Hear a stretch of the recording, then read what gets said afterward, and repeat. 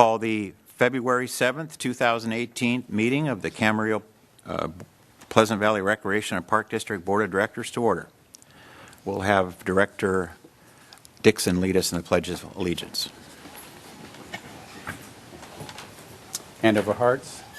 I pledge allegiance to the flag of the United States of America and to the republic for which it stands, one nation, under God, indivisible, with liberty and justice for all. Thank you. Karen, please call the roll. Director Dixon? Here. Director Mishler? Here. Director Magner? Here. Director Kelly? Chairman Malloy? Here. Item 4, amendments to the agenda. Do we have any amendments? Nope. Okay. I'll make a motion to accept the agenda. Second. Call the roll. Director Magner? Aye. Director Mishler? Aye. Director Dixon? Aye. Director Kelly? Chairman Malloy? Aye. Item 5, presentations. We'll start with district highlights. Good evening. I'm Director Malloy, members of the board, and our audience here. Good evening, Matt. I have the district highlights to present. There we go. Okay, starting out February, we have sports, adult basketball. We have a managers meeting scheduled February 12th at 6 p.m. This will be at the district office in the conference meeting room. It's a meeting where they'll get together and learn about new rules and regulations and other registration information. Some of the leagues that will be new this year will be we'll have the 5-on-5 on Mondays, Tuesdays, and Wednesday evenings, and then the new league that we're starting this season is a 3-on-3 league, and that will be played on Thursdays with a 4-point shot and half-court games. Registration is February 26th through March 4th, and games begin March 22nd. You can call the district at 482-1996, extension 105 for more information, or you could visit our website also. Senior Center, we have a lot going on this month with the Valentine's Dance that's scheduled for Tuesday, February 13th at 12:30 to 2:30 p.m. They're recommending get into the festivities and wear red and white. Light appetizers will be served, and it's free. It's a free dance. It's at the Community Center Auditorium, so don't forget. Put that on your calendar. Some more senior activities. We have the senior lunch movie. It's a delicious catered lunch, Mexican style lunch, I should say, and it's Thursday, March 1st. Lunch begins at 12 p.m. and they'll be showing the movie The Founder. This is a movie that it's about how McDonald's, the franchise, started. And so from what I've heard, it's a really great movie. So come by, it's free. And its showtime is at 1 p.m., again at the Community Center Auditorium. And we have some excursions coming up. We have Hollywood in Style. It's Thursday, February 22nd, and a group will be going down to Hollywood Museum and the Fashion Institute of Design. Lunch they'll stop for lunch at the Hard Rock Cafe. Then moving on, we have March 15th, Pachanga Casino outing. It's only $35 a person. This includes $5 in free play. So you could call the Senior Center at 482-4881 for more information and registration. Some more excursions continued. We have this will be really neat. It's cruising the colorful California coast. Enjoy breathtaking views of the giant blue and gray whales along with playful dolphins. This will be Thursday, March 29th, and it's only $110. Other happenings, we'll be having we'll be hosting the rummage sale at the community center Saturday, April 14th. It'll be in the parking lot, and it's $25 for one space, $45 for two spaces, and $65 for three. So if you have a garage full of stuff that you don't know what to do and you want to make a little money, come on out and put it up for sale. And again, you could call it Senior Center for more information and to register for space. At the Aquatic Center, we have lifeguard training February 19th through the 27th, Monday through Wednesday, 4 to 9 p.m. The cost for this course is $253 plus a $39 Red Cross fee. You could register online at www.pvrpd.org. And then we'll be starting our springboard diving class February 9th through the 23rd. That'll be on Fridays, 4:30 p.m. to 6 p.m. And that's $53 for that class. Some outdoor education happenings. We have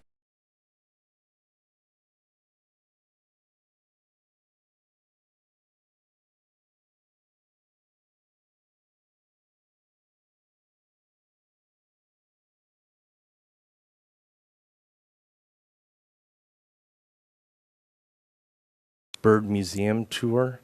It's February 13th from 2 o'clock to 3:15, and it's here in Camarillo. From what I heard, this museum it's kind of nationally recognized. I guess they have some pretty amazing displays of native birds and other birds around the country. So it's pretty cool, and it's right here in our backyard. Again, then we have painting nature from life, taxidermy animals, still life. That'll be February 17th from 9 to 10:30 a.m.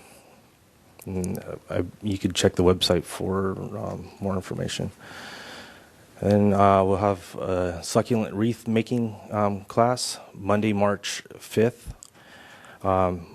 5 to 7 p.m. at the community center. And then we don't have any hikes slated for February, but so you can put it on your calendar. We have some March hikes coming up. It'll be Birds of the Winter, Part 2. It'll be a good continuation from the Part 1 we had last month. Saturday, March 3rd, 9 to 10:30 a.m. at Mission Oaks Park. Then we'll have a diabetes wellness hike Saturday, March 24th, 10 to 11:30 a.m. at Camarillo Grove Park. And coming soon is the Getty Villa Tour. Stay tuned. One of our big events coming up will be the Easter egg extravaganza. This will be March 31st. So put that on your calendar and come out and have some fun with the family. It is 10 a.m. to 2 p.m. There'll be visits with the Easter Bunny, games, petting zoo, entertainment, craft and food vendors, and Princess Balloon artists will be there making balloons. And from what I'm told, they're going to have a lot more eggs than they had previous years. So come on out. There'll be plenty for everyone. And applications can be found on our website for if you're interested in being a food vendor.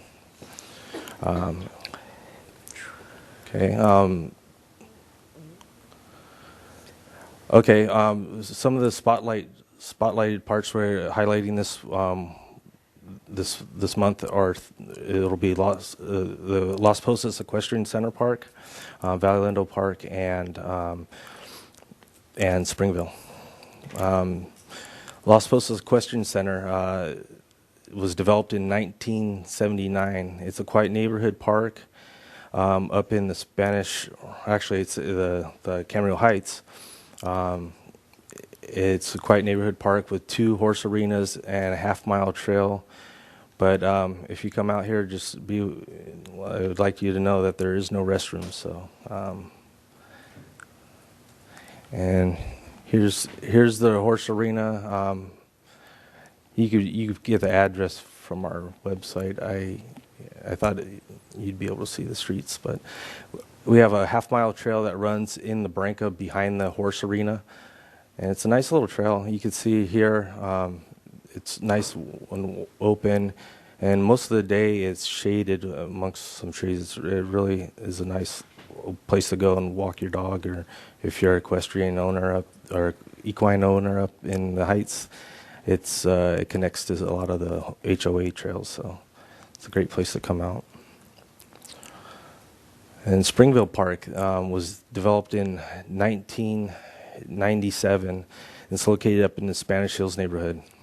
This park has 3 tennis courts with lights and a 1.2 acre fenced-in dog park. It also has a picnic area with some breathtaking views of Camarillo and Oxnard Plains. Here's some pictures of Springville Park.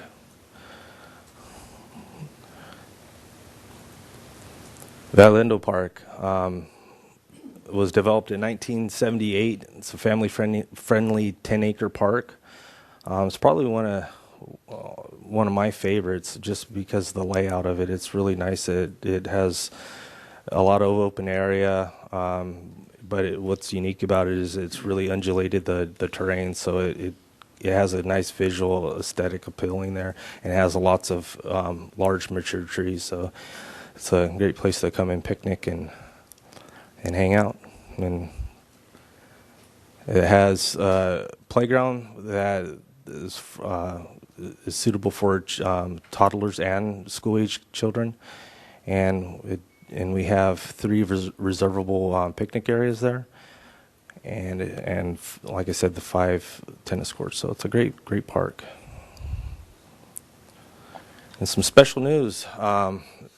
Camarillo, the community member recognition, the Acorn Press staff selected the top 10 community members who stood out from the pack in 2017, and one of our own, Miss Mariotten, General Manager Mariotten, made that. So let's give her a round of applause.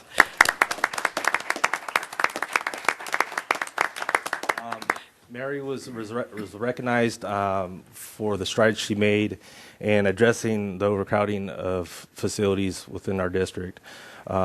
She partnered with the City of Camarillo, and along with them funded a needs assessment study.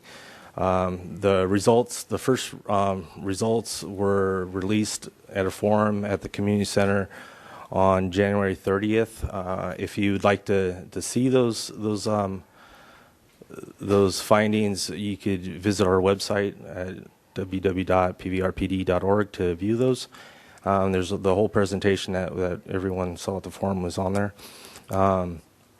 And one of the things that Mary was asked was, what did she enjoy about recreation? She stated that she really enjoys the opportunity to do something that directly affects people in a positive manner in our community. And I have to say, from personal experience, whenever we're in a meeting or Mary's making decisions, she has the best interest of the community at heart. Like I might say, okay, let's go change this and this. She goes, no, we have to think this through and make sure we're not impacting people in a negative way. So again, I like to give Mary recognition for a good job well done in 2017.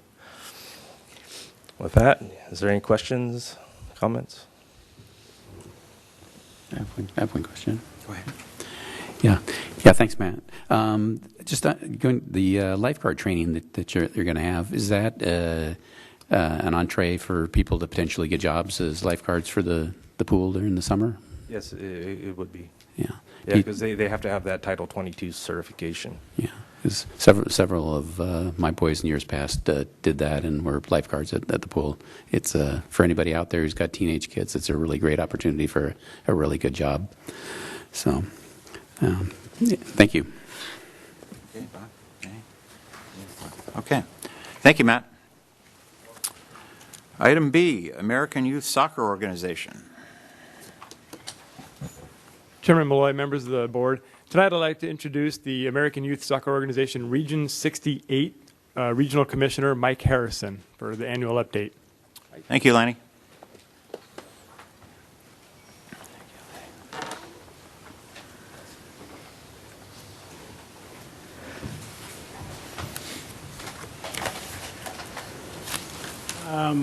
Thank you, Lanny, and greetings to Chairman Malloy and the other board members, and Mary Otten, I love you. I'm going to give you a rundown of where we're at and where we've been and where we're going, and hopefully answer any questions you have. First of all, I want to appreciate our relationship with PVRPD.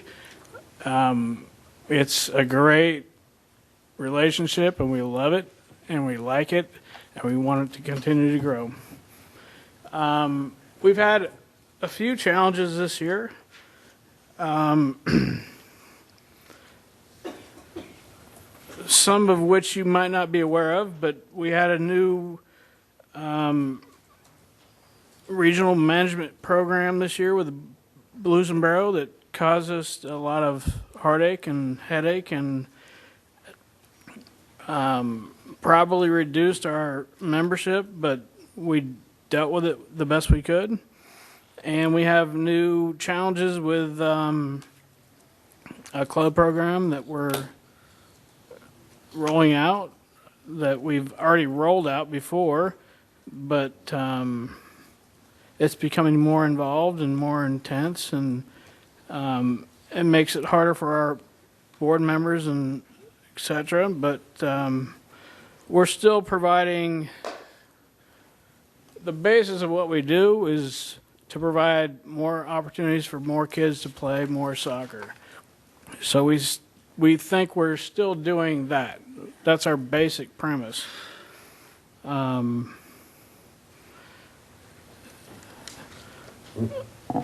So let me grab this.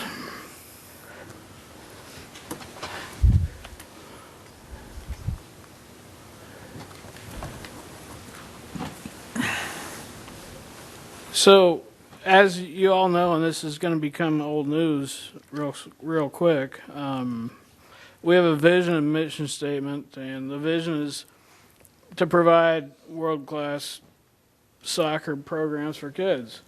But the mission is the most important thing. It's something we're going to talk about in a few minutes, but it's important to understand these 6 philosophies. Everyone plays. That means everyone plays at least 3/4 of a game. Balanced teams.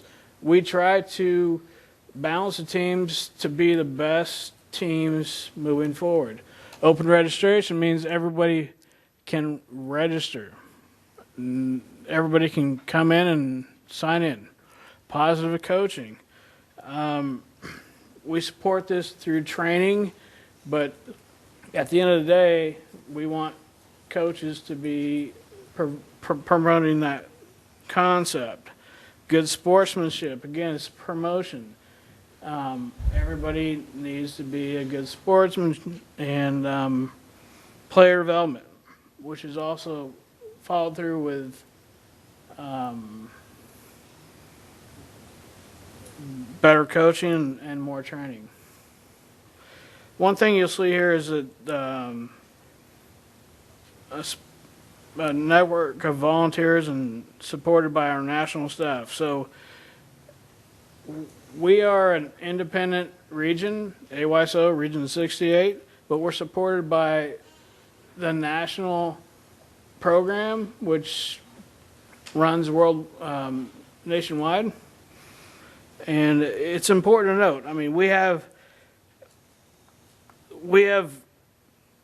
contacts in the national staff that we can lean on whenever we need to.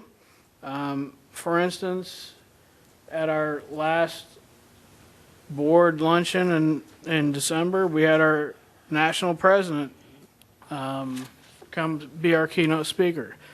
So we have those kind of abilities to be involved and help the kids and promote what they're doing and promote what we're trying to do, and it's a great thing. So it's something to be recognized.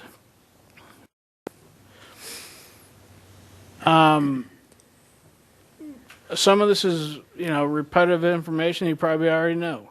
We're chartered. We run from U4 to U19. We're basically a full spectrum program from top to bottom. We run kids from, like I said, U4 down to U19 and everywhere in between. So we like to think of our program as something that supports all the kids, including the VIP program, which is for those folks that are, I wouldn't say VIP is kind of a weird term, but we provide opportunities for all kids and all levels. So we love to have that opportunity. The U4 is kind of an interesting thing for me because it involves kids that are just coming aboard.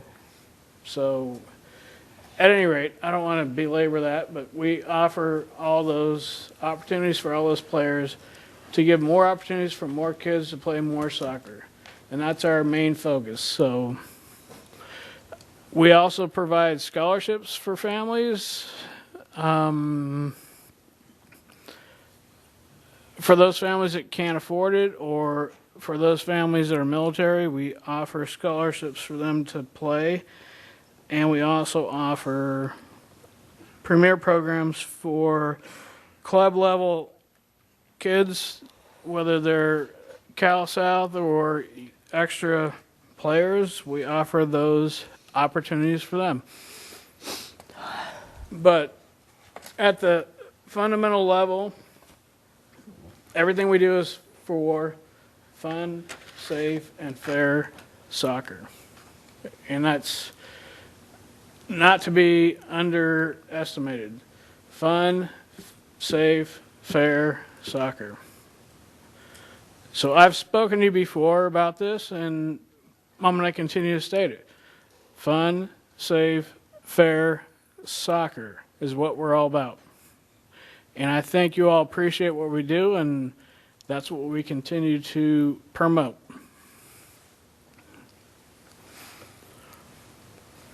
As a point of clarification, I want to address our United Channel Islands Club program. They were in existence for the last 2 years, and I want to just make sure everybody has a clarification about what they are.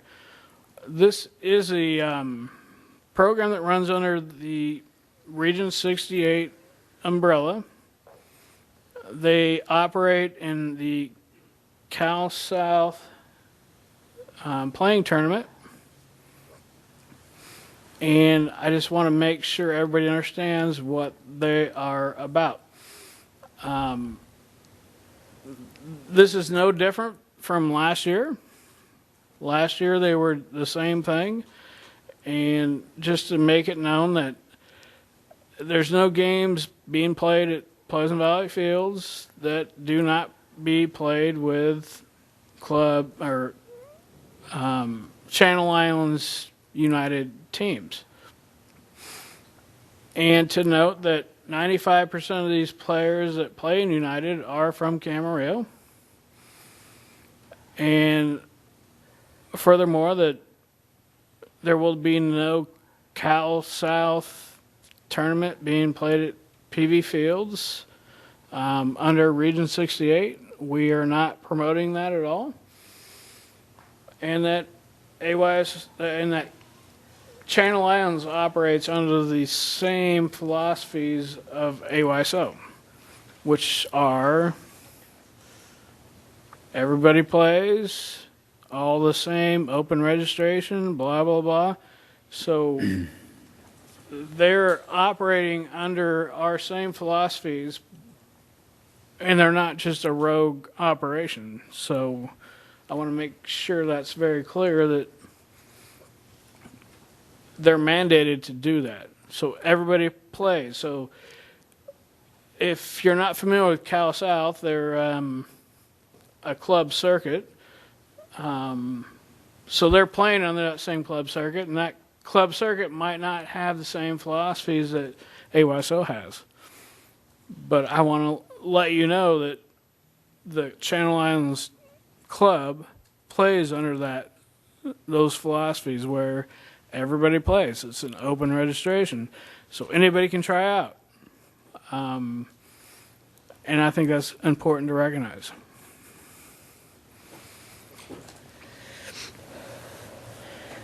A lot of these other slides are more formality about what we are and how we've operated. We had our standard year. We've been doing this for quite a while, and we're very appreciative of our relationship with PVRPD and our relationship with Lanny and Mary. You guys are awesome, and we love to work with you, and it's been a great relationship. But we continue to do things. We have things like uniform competitions. We have our major fundraisers and Strawberry Cup. We do our community service outreach with breast cancer awareness, and it's been a great thing, and I think everybody loves it and likes it, and we're going to continue to do it. To me, I've been involved with AYSO for 10 years. I have 3 kids that have gone through the program, and to me, this is what it's all about. It's about these kids. And I think we do a good job to service these kids, from understanding what needs to happen in the community and so forth, to families recognizing this is about the kids, to helping kids get better and understanding skills in soccer. We do all those things, and this is something I'm very proud of what we do. For our player metrics, we've been a very positive influence on the community. We have probably one of the biggest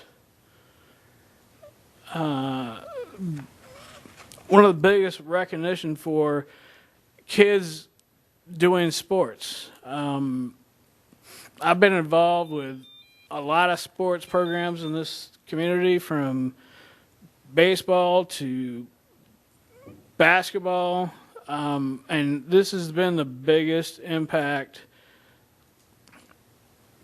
I've seen in terms of how many kids play.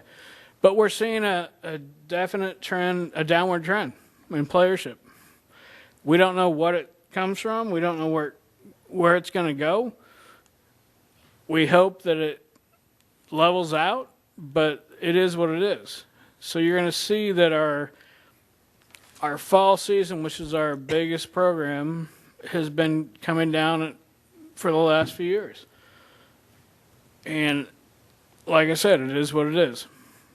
But there are 90% of those kids coming from Camarillo, and the others come from Oxnard, Ventura, and TO. So it's something we're going to continue to work on, but I can't tell you the ifs, whys, or whats or about what's coming on, but that is where it is today.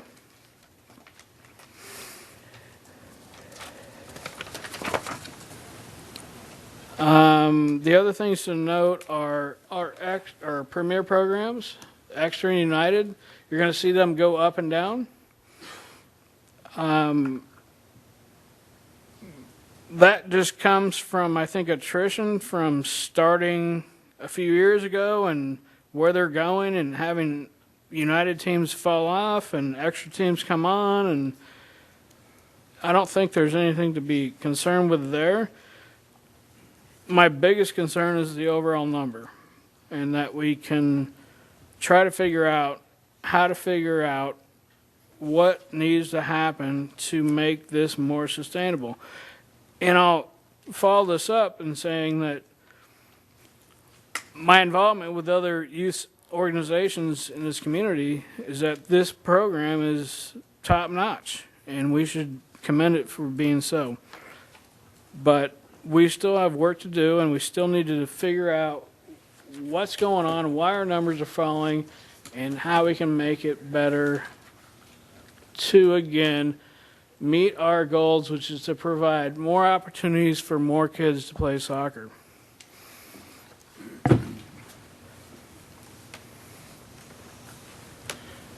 Another thing I'd like to briefly mention, not that we need to dwell on this, is that I understand we're trying to work with a community service organization, not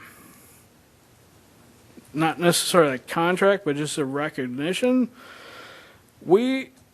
I've been regional commissioner for the last 2 years. I'm going to my third.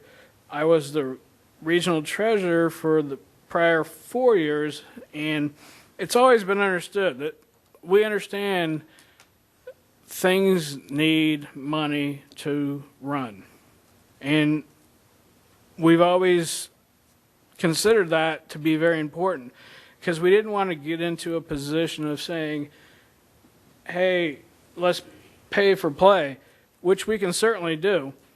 But we always considered that the community service organization had to be an opportunity for the park district to understand where we're at. And so we basically grew our donations, which we like to consider them donations to the park district, to grow accordingly. So we have actually grown our donations over time on our own ability to say, we understand this. You have increased expenses. We need to pay for them. So we've increased our donations over time. And this should show that. In fact, in 2016, we had a great year with our tournament. So we said, hey, let's increase the donation. So we did that. So this is for you to understand that we're cognizant of what really needs to happen.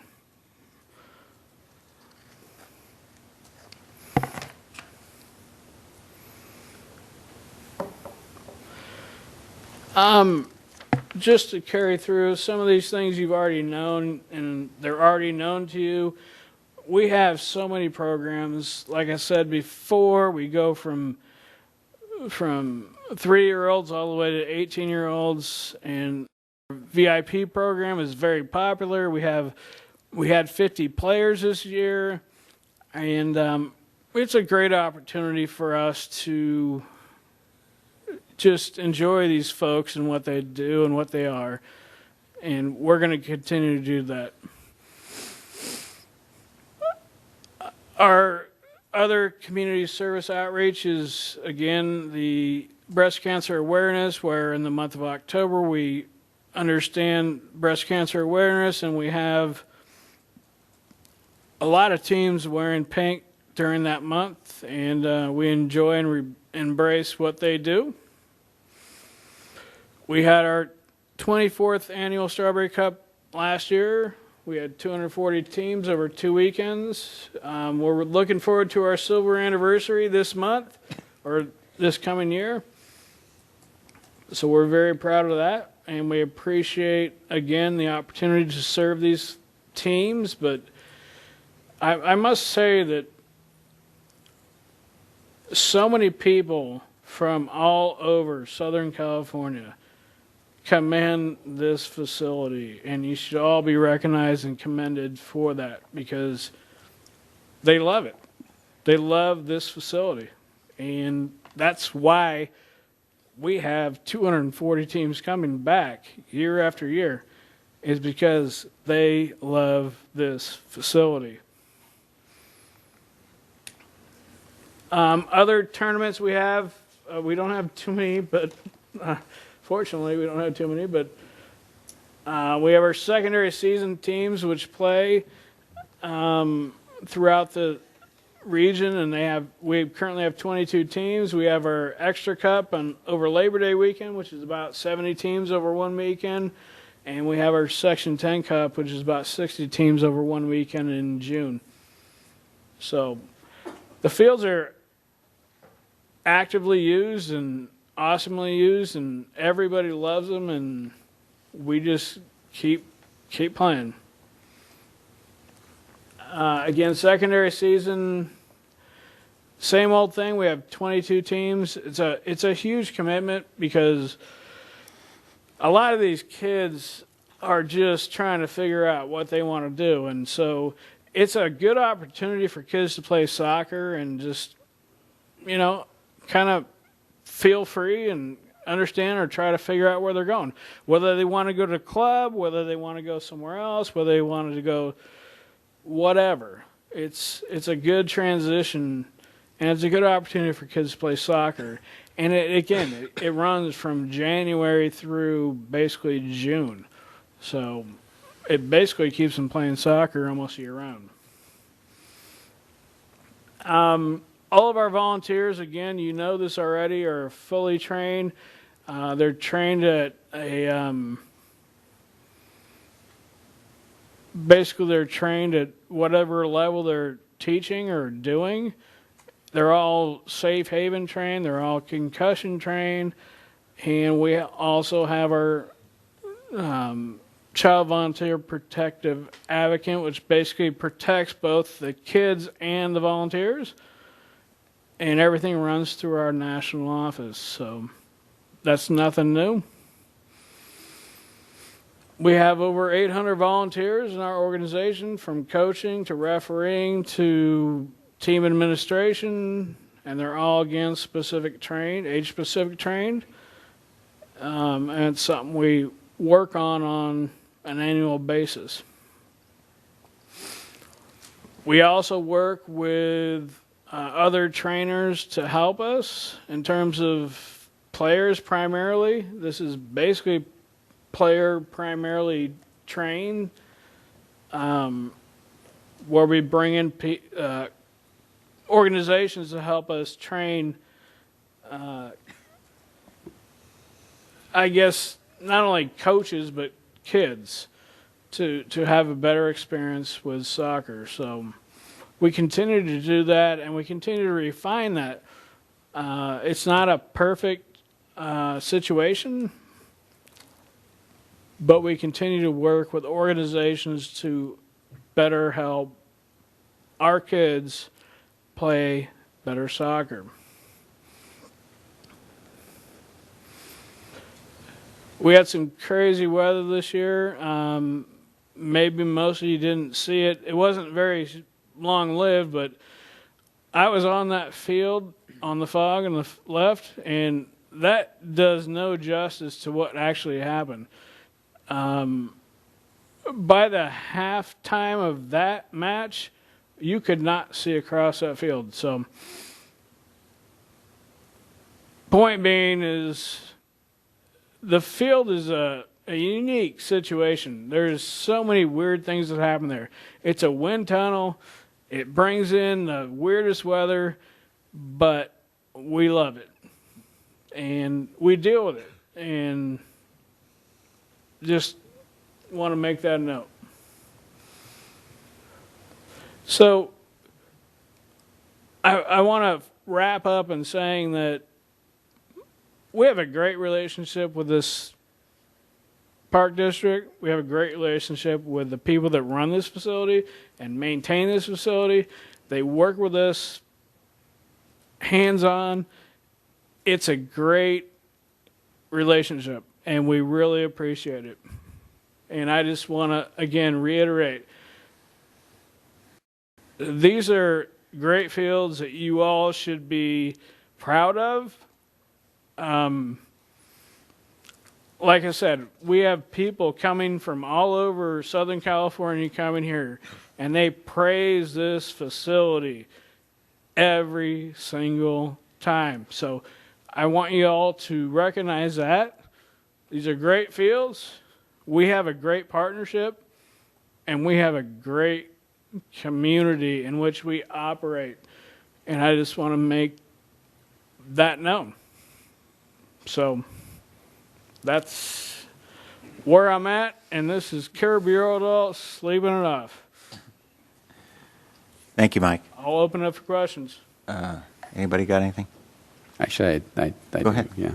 So I want to, first of all, just thank you very much for the great job that ASO does for the community. It's, I say this every year, but ASO, I think, has got to be my favorite sport of all of the programs that come before us, and this especially because of the everyone plays philosophy of ASO. We have lots of programs around this community that serve elite players, but this is a program that if you're a kid in this town and you want to play soccer, you can play ASO. And I think that's really vitally important that all of us who are less athletically adept have a place that we can go participate in a sport too. So thank you very much for that. I just had a couple of questions about the tournaments that you have. You did answer part of it. So you have 3 tournaments: the Strawberry Cup, the Extra Cup, and the ASO Select 10. Is that correct? We have the Strawberry Cup, we have the Extra Cup, and we have the Section Cup, which is not run by us, but it's run by the Section 10 people. Okay. Are those all money makers for the 68 region, or Only the first 2. Oh, okay. Strawberry Cup and what we call the Camarillo Cup are the money makers for Camarillo. And it should be noted that those tournaments provide significant benefits to the region and allow us to primarily provide scholarships and reduce fees for the region. Okay. I noticed you're projecting this year about a $50,000 less of a collection on tournaments. Is that just conservative budgeting, or is there a reason why you're projecting that low? You had $281,000 revenue for 2016-17, and it's $233,000 projected for this year. So before we get into more questions, if you allow me, let me go through what I think you're going to want questions answered on, and that is one of them. There's been a significant change in how we run our operation in terms of the United program. The United program has always run under our auspice, and it continues to be so, but a lot of the fees are now being directed to the national program. They're not being run under us anymore. So that affects our income and expense revenue, or income and expense items, if you will. So let's start at the top under registration. National fees used to come under our program, so they would run through us. Now they run through the national program, so that we don't see that revenue anymore.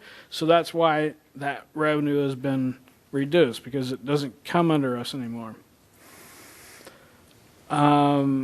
Tournaments. It's now been a smaller Camarillo Cup has been reduced just sheer size. It's been reduced, so it reduces our revenue. And we've also reduced our United income, because now the income for things like training, uniforms, referee fees, tournaments, that all doesn't come through us anymore. So that's why that revenue has been reduced. For fundraisers,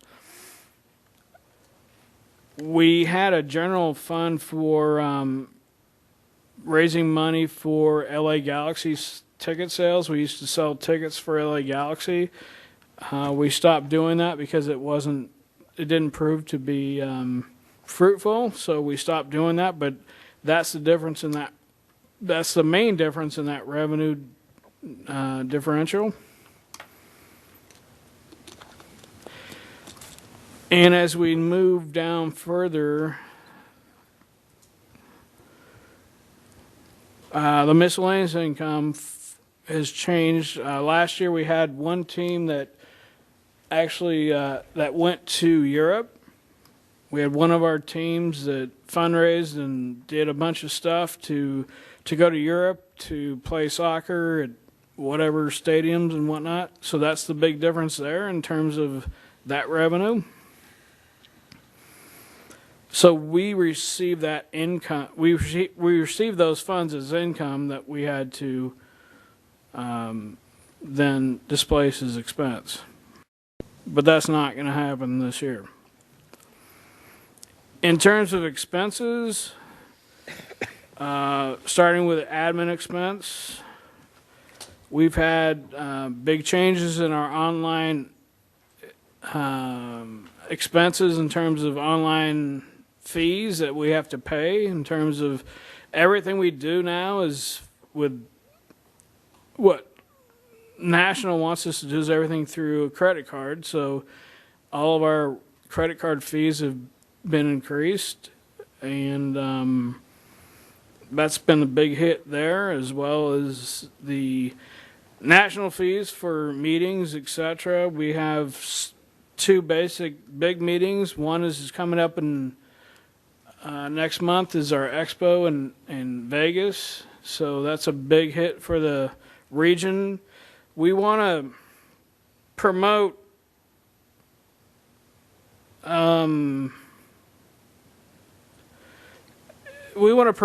giving volunteers some incentive, and promoting that includes, okay, our national annual program is in Vegas, so we're going to go to Vegas and we're going to pay for it for you. We're going to pay the registration, we're going to pay for your hotel, and we're going to buy you dinner. So that's part of what that increase involves. We want to recognize our volunteers, and there's no better way to get volunteers is to recognize them. Same thing in awards. It's the same program. We're recognizing more volunteers, which might just equate to simply buying them a jacket. So we want people to be engaged in our program, and that's what we're trying to do in terms of these expenses and these new expenses and these increased expenses, if you will. The insurance is kind of an anomaly. We probably should have footnoted some of this stuff. There's other expenses, and it's not just insurance. A big portion of that was the expense of paying for the LA Galaxy tickets. That's kind of where we just kind of categorized it. Probably wasn't the best place to put it, but that's where it was, and that's the difference. We are no longer doing the LA Galaxy currently. Not to say that we won't go there in the future, but that explains that differential.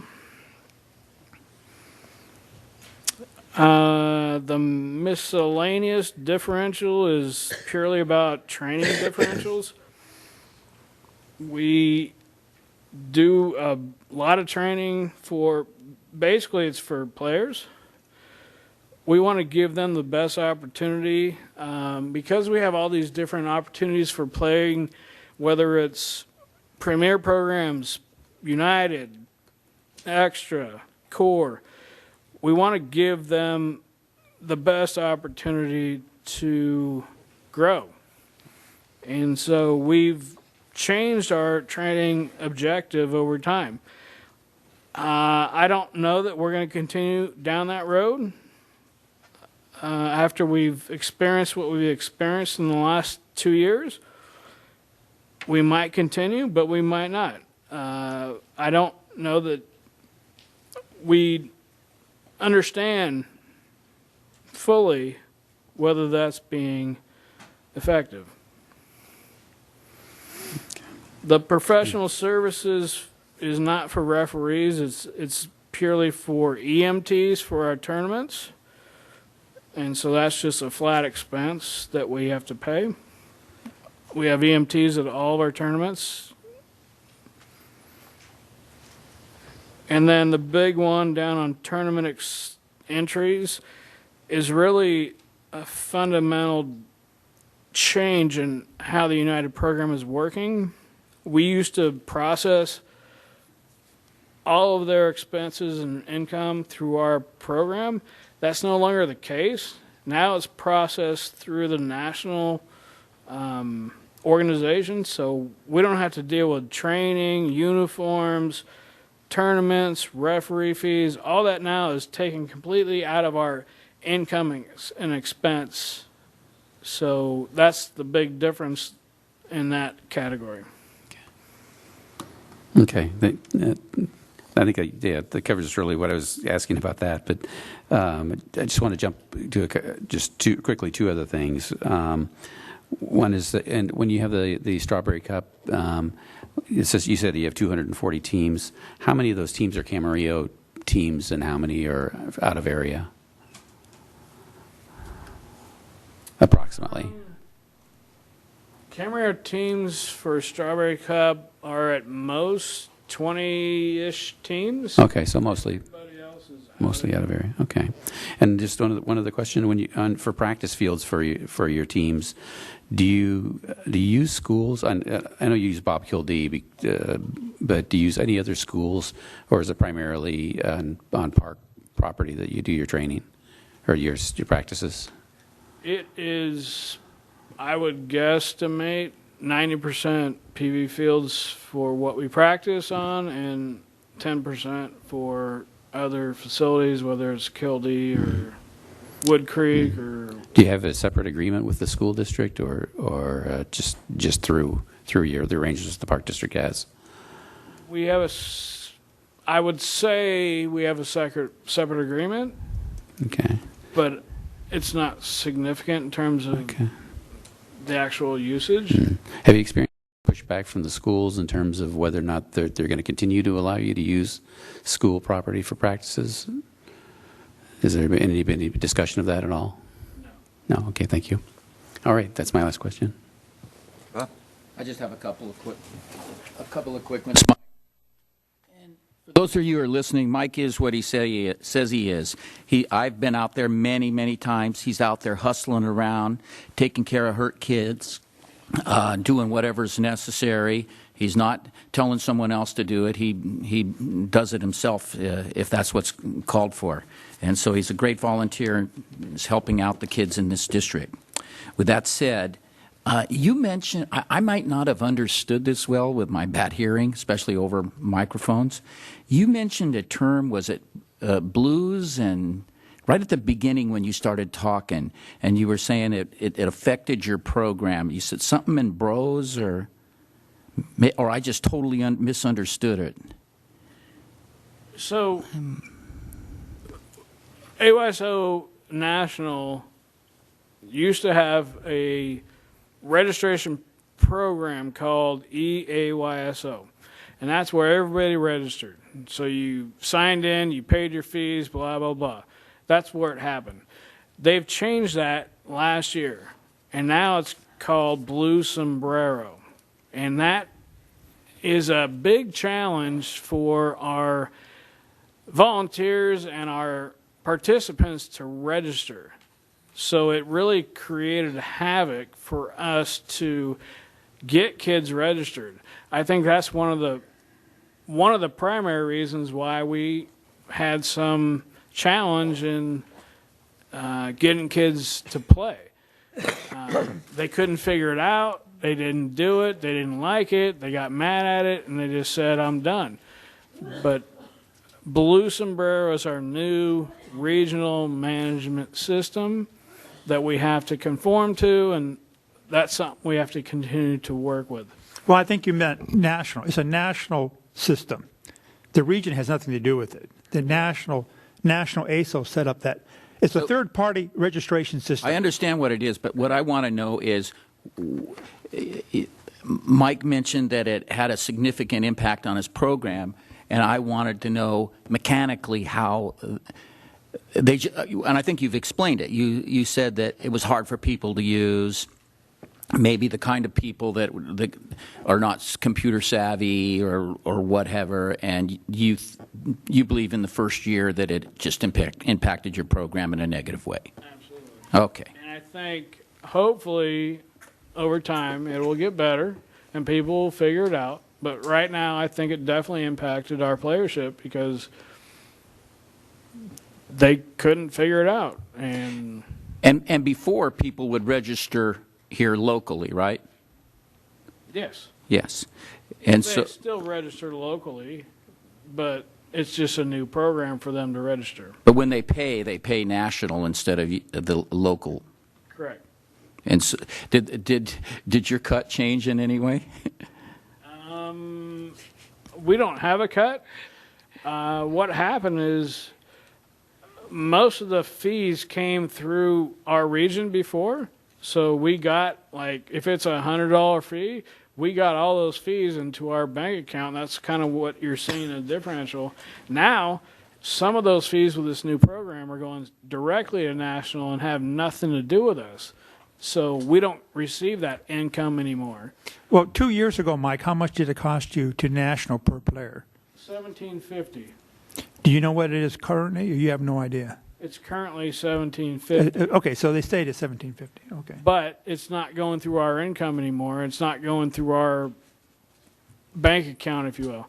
And that amount is going to go up, as we've already been told. That amount is going to go up in the next couple of years, and it could be as much as $7. So from $17.50, it could go up to $24.50. And that won't come through our account. It'll just come straight out of the user's registration. When they register, typically it came all through Region 68. Now a portion of it's going to go straight to national. We have nothing to see about it or do about it. You've explained it very well, and you've answered my question. One other question. You were describing, tell you the truth, I've been a little bit out of the loop, regarding this stuff. But I never had heard Channel Islands United until you mentioned it tonight. I guess I did hear about United, but not Channel Islands United. Who actually runs that program? Region 68. So you're in charge of it? Correct. Okay. That's all I have. Thanks, Mike. Elaine? You don't have to tell me about Blue Sombrero. You're not the only youth organization that's dealing with Blue Sombrero. And there's also another part behind it called Affinity. So I know very well what they're dealing with, and they're taking their cut. Mike, thank you for what you do for ASO. I do appreciate it. My son came through there. It was a very good experience for him, so thank you again for what you do. Oh, hi, Mike. For your office, you have a little, for people who don't know, you actually lease an office space. It's a mini warehouse here in town. And roughly how much does that cost you these days? You remember? About $1,800 a month. Okay. And for people who don't know, the reason ASO had to do this was because they were using our community center for other meetings and training programs. But our community center here got so impacted a long time ago that they couldn't get the space. I mean, they were paying for it. They were happy to pay for it. But they just physically could not get enough space over here. And that's what forced them to go out and rent their own facility. So because we couldn't provide those services for them on that. The background on that. And the VIP program, those players don't have to pay anything, do they? Is it a free program for them, correct? Absolutely free. Yeah, for those players. And how many players roughly do you have in your system, besides the VIP program, who plays for free, that you're supporting because they don't have enough money? Do you have a rough hand? I don't want the exact number, just a rough number. So our basic registration fee is about $110 a player, and we roughly allocate about $11,000 a year to pay for scholarships, whether it's through people that can't afford it or through military, etc. So we basically pay about $11,000 a year in scholarship funds. Okay. Okay, well, thank you very much, and thank you guys. Oh, you want to introduce who's with you here? Well, you can say hi. Rich is one of our regional assistant commissioners, and he's basically been a liaison between us and the park district. So, Okay. And thank you very much. And this is a program that only works because of all the volunteers. Like you mentioned, 800 whatever volunteers in the program to make it work. And if you didn't have all those volunteers, then the program wouldn't work. And for people out there who may be listening to this, if you want free T-shirts, this is a good place to volunteer at, because they can't pay you anything, but they can give you free lunch and they can give you T-shirts. So, thank you very much. So yes, we have over 800 volunteers, from coaches, referees, parents, just being managers, and we couldn't do it without them, and we couldn't do it without you as well. So we really appreciate all the staff, all the time, Lanny's commitment, awesome. The park people, what they do, fields are awesome, and you should all be commended for that facility, because it is seriously a great facility. And I have people telling me all the time, people that come out for our Strawberry Cup, they're like, this is the best field ever. And you should all be proud of what we're presenting. So Thank you, Mike. An organization that generates 889 volunteers is, that sort of speaks for itself, how incredible it is. You guys have been doing it forever, setting the standards for youth programs, and we all really appreciate it. I'd also like to officially give you the record for the longest presentation to the board in history. You're approaching the 50-minute mark, so. I'm trying to be thorough. It's been full of information, and we can't hear it enough, so thank you. See you next year. thank you. Hopefully you don't see me. Somehow I don't believe that's very likely. Item C, Roadrunners Radio Control Auto Racing Club. Thank you, Chairman Malloy. Members of the board, tonight I'd like to introduce Brian Bosley, and with him Cody from the Roadrunners RC Club for their annual update. And as you see, they've brought a couple of examples with them. So here's Brian. Thanks. Thank you very much. Thank you, members of the board. As you can see, we're the Roadrunners RC Club. We were formed in 1974. We've been with the Pleasant Valley Park since, I believe, around 1995, and it's been a wonderful location. Can't really say enough about the location, actually, so let me go back to what we do. There we go. So, as you can see, we have different types of racing. This is a hobby for a lot of different people. A lot of children are involved, a lot of adults are involved, and I myself am 37. I've been in the hobby for 16 to 17 years now, and I'm noticing that people are coming back with children now and bringing children into our hobby, not just to mention adults going through it.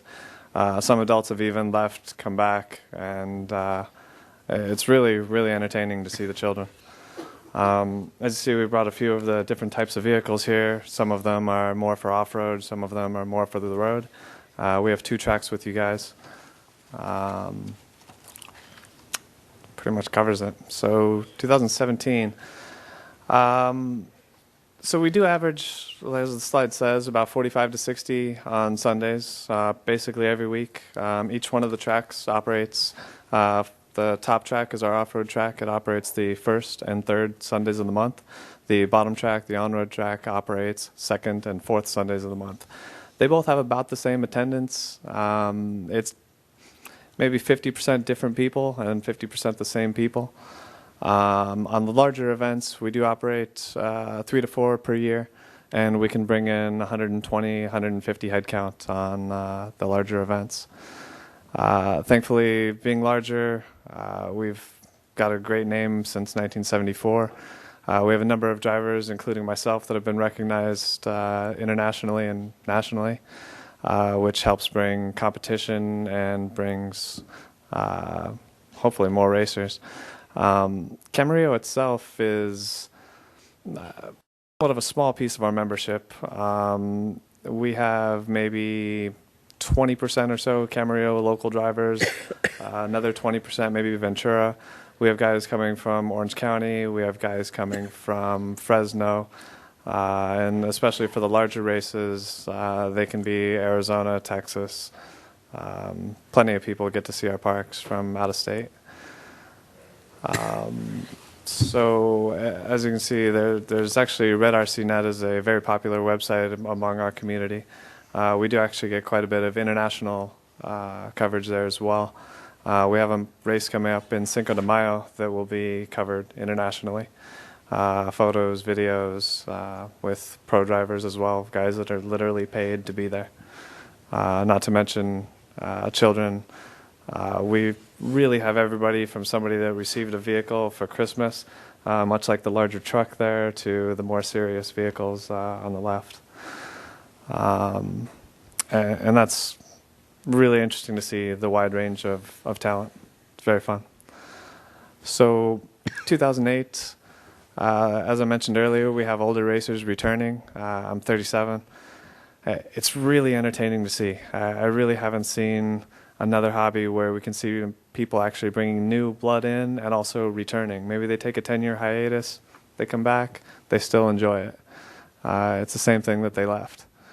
2018 is also a year to polish the facilities. We saved throughout 16 and 17, and we have a decent amount of money in the coffers, and we believe that improving the facility, improving the surfaces, improving the racetracks themselves will allow us to attract more of those out-of-town drivers and bring a little bit more international talent. Social media is extremely important to our future. I think that can't be stressed enough. I'm sure you're dealing with the same issues.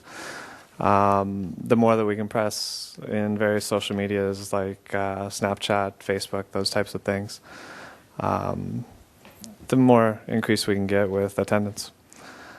The last item is really the same as I've gone over a number of different times. I'm a little bit shorter than a lot of your other presentations here. I wasn't really trying to take a ton of your time. We're totally okay with that. I can see that. We don't have a lot to cover. We're a relatively small organization. We're very happy and look forward to continuing doing business with you guys. I appreciate it. Thank you, Brian. Any questions from the board? Yeah. No, just you're maybe a small organization, but a very impressive organization.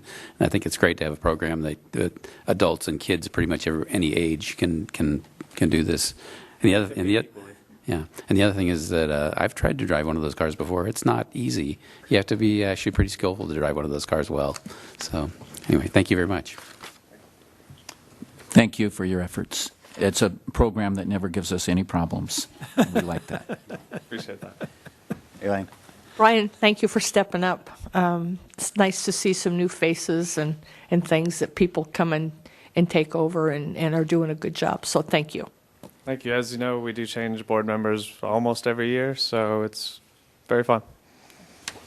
Mike. Yeah, thank you for being here tonight. The question is, on those tournaments, when you have people coming in from all over the place, are those 2-day tournaments or 1-day tournaments? I'm kind of curious. It varies. We really like to go 2, even 3 days. A lot of guys like to show up on Friday, get some practice, get some feel, especially the out-of-state guys. They've never seen our track. It's different than anything they've run on. So they would really like to show up on Friday and also race Saturday and Sunday. Okay, so they could be in town for like at least 2 nights with I'm looking at the hotel aspect. Okay, I'm just Exactly. curious. No, I'm just curious. It's a good sale. And then how does your tracks there compete with, I mean, how do they compare to other, I'm very familiar with your tracks, but I'm not familiar with other tracks in other locations. Can you just give me a quick comparison kind of thing, overview? Sure. So Southern California has, you can roughly call it, well, now 4 good permanent on-road tracks. And one of them is aging, but that one has some of the most popularity of all time, the Tamiya track down in Aliso Viejo. It's aging. Their track is hurting a little bit, which is actually a little bit where ours is, but we're taking care of that this year by working on the asphalt. As far as other states, we're pretty much on par with a lot of them. Most tracks actually can't race on-road and off-road at the same facility, and that's very unique to us. And like I said, we split it 50-50, and our drivers can kind of do both. It's relatively nice. Okay, well, thank you very much. And thank you for all your work you're doing. Thank you. Yes, thank you, Brian. We're really proud of our big programs with, thousands of kids in them, but we're also really proud of the fact that we do a lot of really different things here recreationally. And what you guys do is one of them. The BMX bike track's another example. But the breadth of things that are available here. But, it wouldn't be available without you guys making it happen. You can't race those little cars unless you have the best asphalt in the district. And you guys take responsibility to make that happen. I have some vague idea of how hard it is to keep a dirt track in the condition that it takes to race cars fairly and safely on it. So, a tremendous amount of work goes into what you guys do. And we appreciate that it happens here in Camarillo and really are happy to be a part of it. Excellent. I appreciate it. We'll see you next year. Thank you. Okay. Item D, Pleasant Valley Preschool.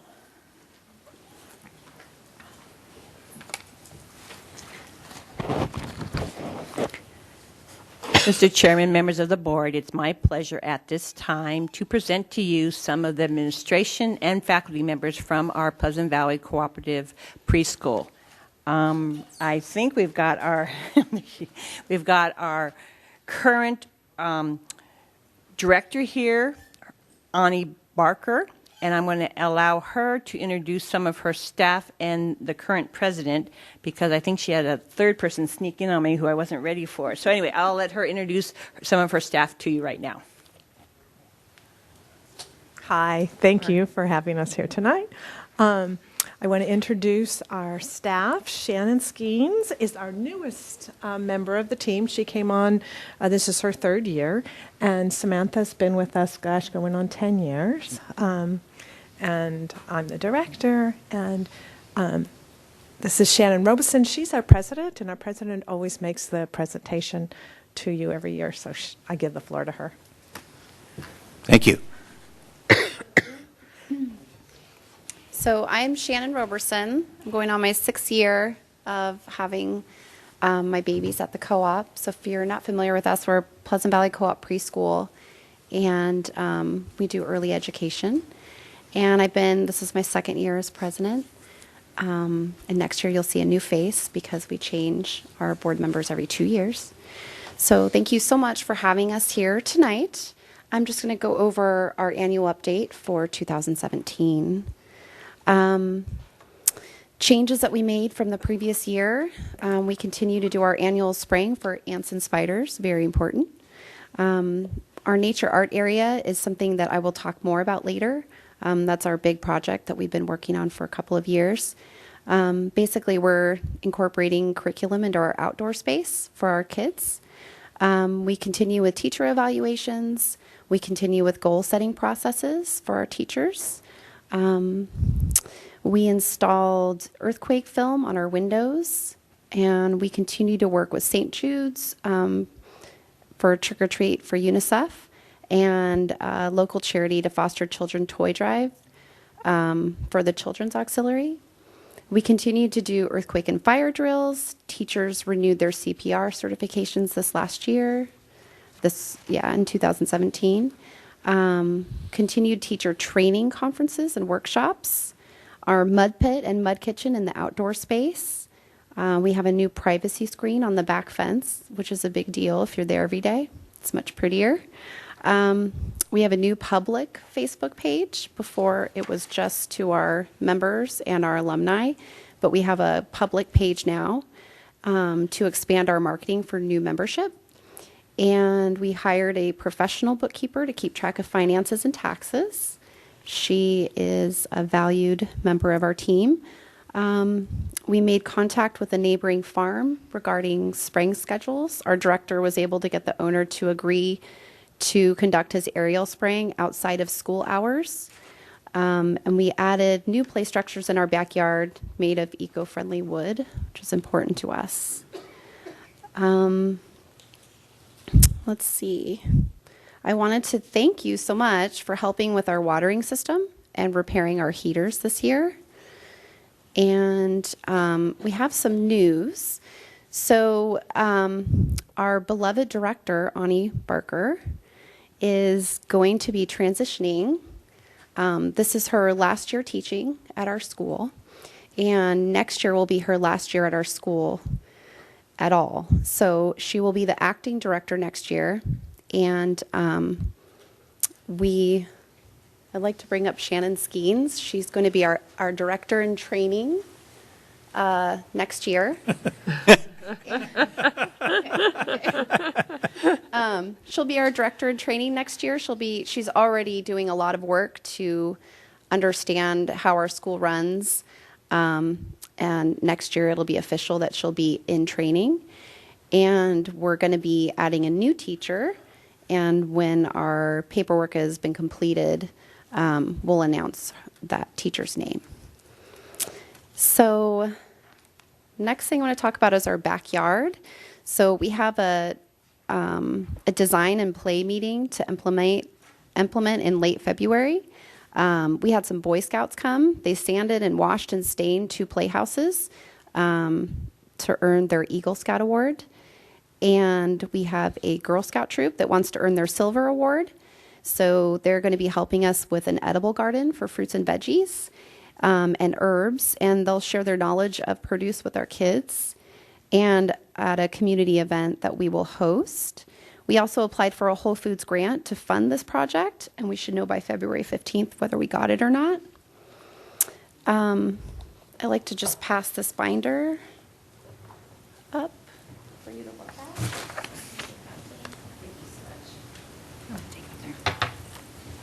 It has pictures in there of our backyard project and what we've been working on. And I just want to talk about some of the goals we have. We do surveys every year with our membership about what we need to improve or what, things they would like to see improve. And the backyard came up quite a bit. So we've been working hard to change our backyard to make it a better space for our kids. So we've put new wood fiber chips into the climbing area. And our funding for that came from our savings account and donations. We applied for the grant that I talked about earlier. We moved the mud pit to create a messy kitchen area by the new playhouse. The kids have a water spigot. They can play right in the mud, get it all over them, whatever they want to do. We developed the playhouse area, including a messy kitchen and water play area. I think I just said that, sorry. The Boy Scout troop refinished 2 playhouses. And we moved rocks to create a river rock stream by the messy kitchen. We moved the stage away from the fence, inlaying it into the grass and building a backdrop for accessories such as dress up and musical instruments for children to experience. And we install posts and area signs for outdoor classroom sections of the yard. And we're still looking for grants and funding for our climbing wall and tunnel in our new climbing area.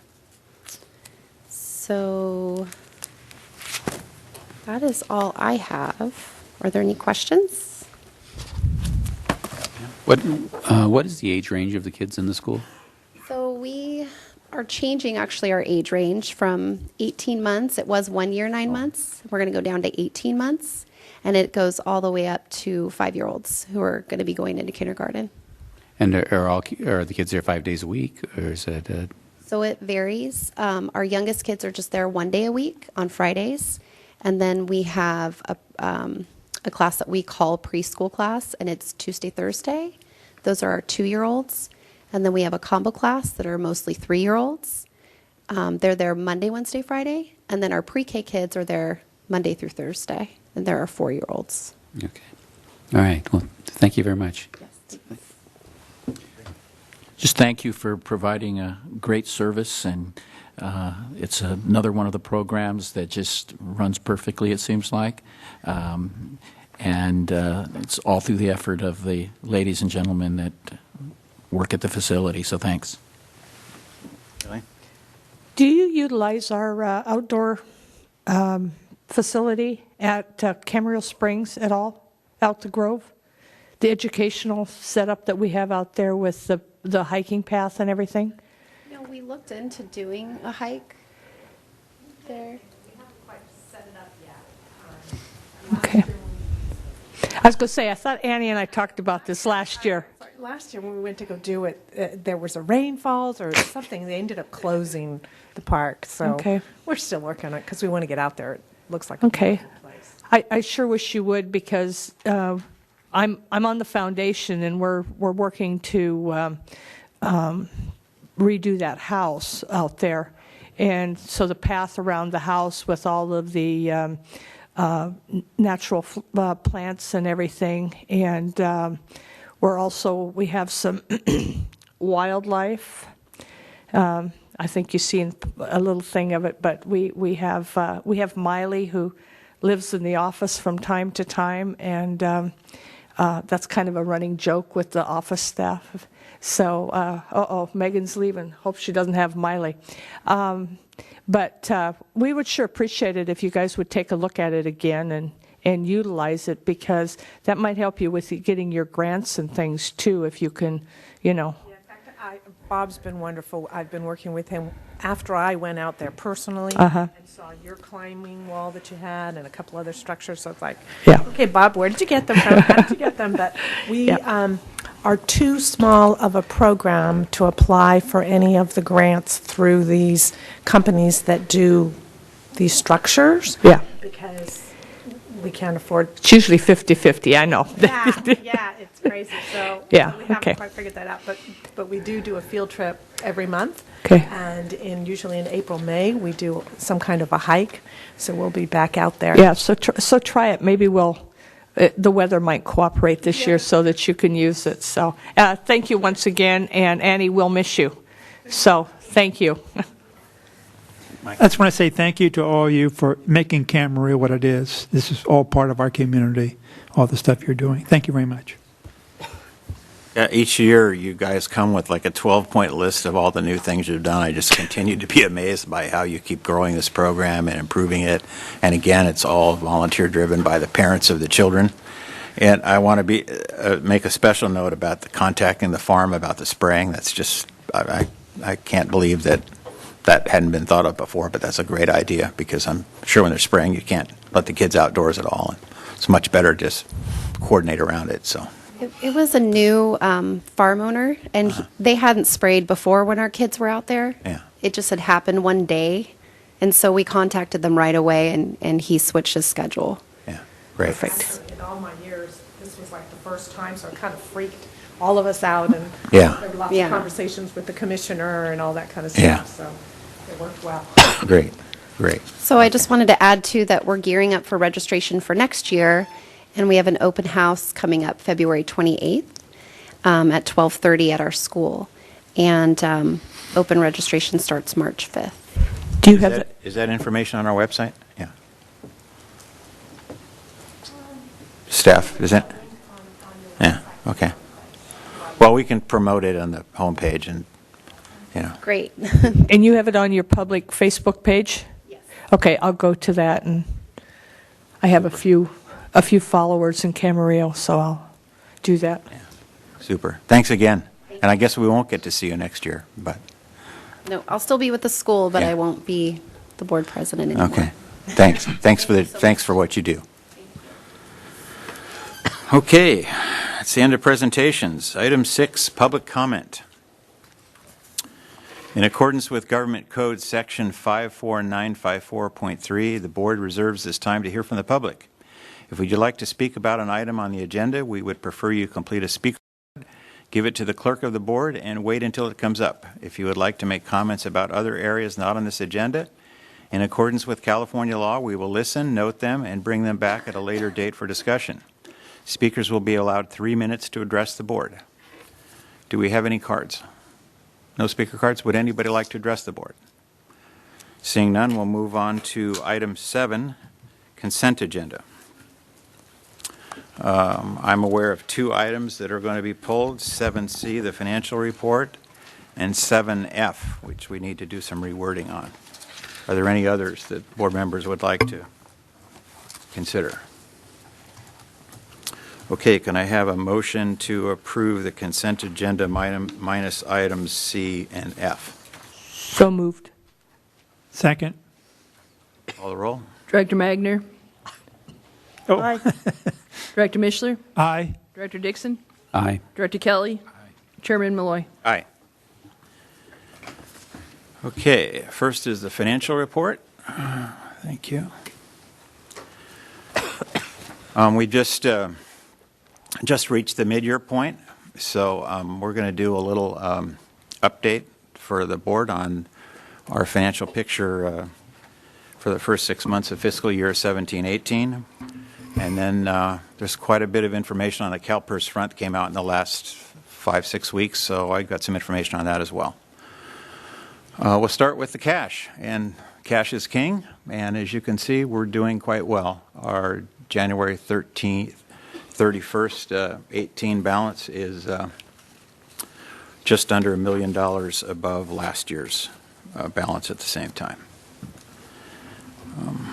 And it breaks down into 3 different types of funds, which those of you repeating the reports are familiar with. If you're not familiar with the reports, restricted funds are those that are already committed for, say, loan payments or bond payments. And unrestricted funds are like the checking account that we pay regular expenses out of. But the district continues to do well. Here's an actual comparison of revenue expenses for the first 6 months, just sort of a breakdown of the major areas. Our regular operations are in Fund 10, and the assessment district budget, which is a separate budget, is Fund 20. And in the first 6 months, we're $694,000, or 16.1% above on revenue. Now, this is usual for this time of the year because some property owners make both of their December and April property tax payments in December, so we get a little more than half our property tax revenue in December, and therefore it's not unusual for us to be a little ahead on revenue. During this period, our personnel expenses are $150,000 below budget, and service and supplies are $180,000 under. The net puts us about $1 million ahead of budgeted revenue versus expenses for the first 6 months. Capital projects, which is the fine print down there at the bottom, hope you can read it.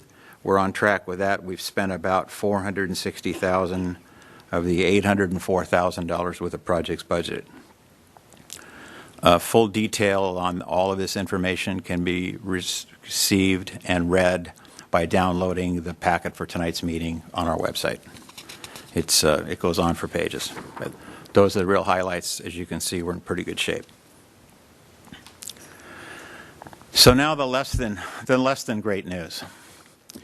In the middle of December, CalPERS issued its financial report, the annual financial report for the 2016-17 year. And this particular report is the PERF fund, Public Employees Retirement Fund, and it gives the data for the last 10 years. And there's separate data for both legislators and judges. But this is the public employees, which our employees are a part of. Also includes state employees and other special district employees. On the column at the left, the very left column, you see the years, and we started 10 years ago, June 07, and it has the data through June 16. And you can see that in June 07, if I learn to point the pointer towards the sensor instead of the screen, it'll work better. The fund had $216 billion in it. And that sounds like a lot of money, but the column next to it there, 248, shows what it should have been, and the next one, 31,740,000, was the amount they were short. So 10 years ago, the fund of money that's to pay our employees in retirement as well as other state employees was $31 billion behind. And 10 years later, the fund has $298 billion in it, which, you know, is a nice gain against 216. But right next to it, you see that what they needed 10 years ago was 248, and what we need today is $437 billion. So when they brag about having $300 billion of assets, it sounds like a great number, but in fact, it's almost $139 billion behind what it needs to be. And I don't care who you are, $139 billion, that's a lot of money. That's a hole that all agencies, all taxpayers, all employees are all responsible and liable for. If you look at the percentage, which shows how funded the fund was, 10 years ago it was 87% funded. That's when we were $31 billion behind. But up here in end of 2016, dropped all the way to 68.3. So it's been getting worse almost every year, and some years really big jumps of getting worse. And a real good thing to keep in mind is the amount of payroll that is in the system to help pay for this. Back in 07, we had a $41 billion, the fund had $41 billion in payroll. And now the payroll has only gone up to roughly $50 billion a year for all the people employed in the program. So that unfunded liability as a percentage of the payroll, 10 years ago it was 77%. Now it's 278%. It's almost 3 times the annual payroll. Imagine having a bill so big that you could pay nothing with your salary for 3 years in order to retire it. It's staggering. And CalPERS likes to look at that 68.3% number and trot that out. But if you really look at it as if you and I would look at it in terms of how much more money do we need in the fund to get it to where it needs to be, you actually need 46% more dollars. That's a big hole. I mean, imagine looking at your bills and looking at your checking account and knowing that you were 46% short. So where's that 46% going to come from? 4 places. First one is investment returns. And the goal of any retirement fund is to generate between 60 and 75% of the funds in investments. And CalPERS reports that the fund now has 61% earnings. So they're not that low on earnings, but they're still really low. Employer payroll dollars. Every time Leo does a payroll, we have to send a percentage of that payroll to CalPERS towards retirement. And that number will be going up for us. That percentage will be going up in the years ahead. And when we're working on next year's budget, Leo will give us some details on what that is. We've also got the employees contributing. And our employees do and have for some time contributed the full half the normal cost. But now we have this new thing called unfunded liability. And that's where the system has just said, okay, you guys are so far in the hole, we're going to give you a separate bill that you have to pay every year to retire the unfunded liability. And it's going up pretty fast.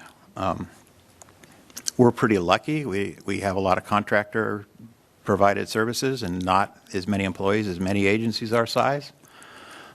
City of Camarillo is also very fortunate. They have police and fire contracted through the county, so their retirement plans are through the county fund.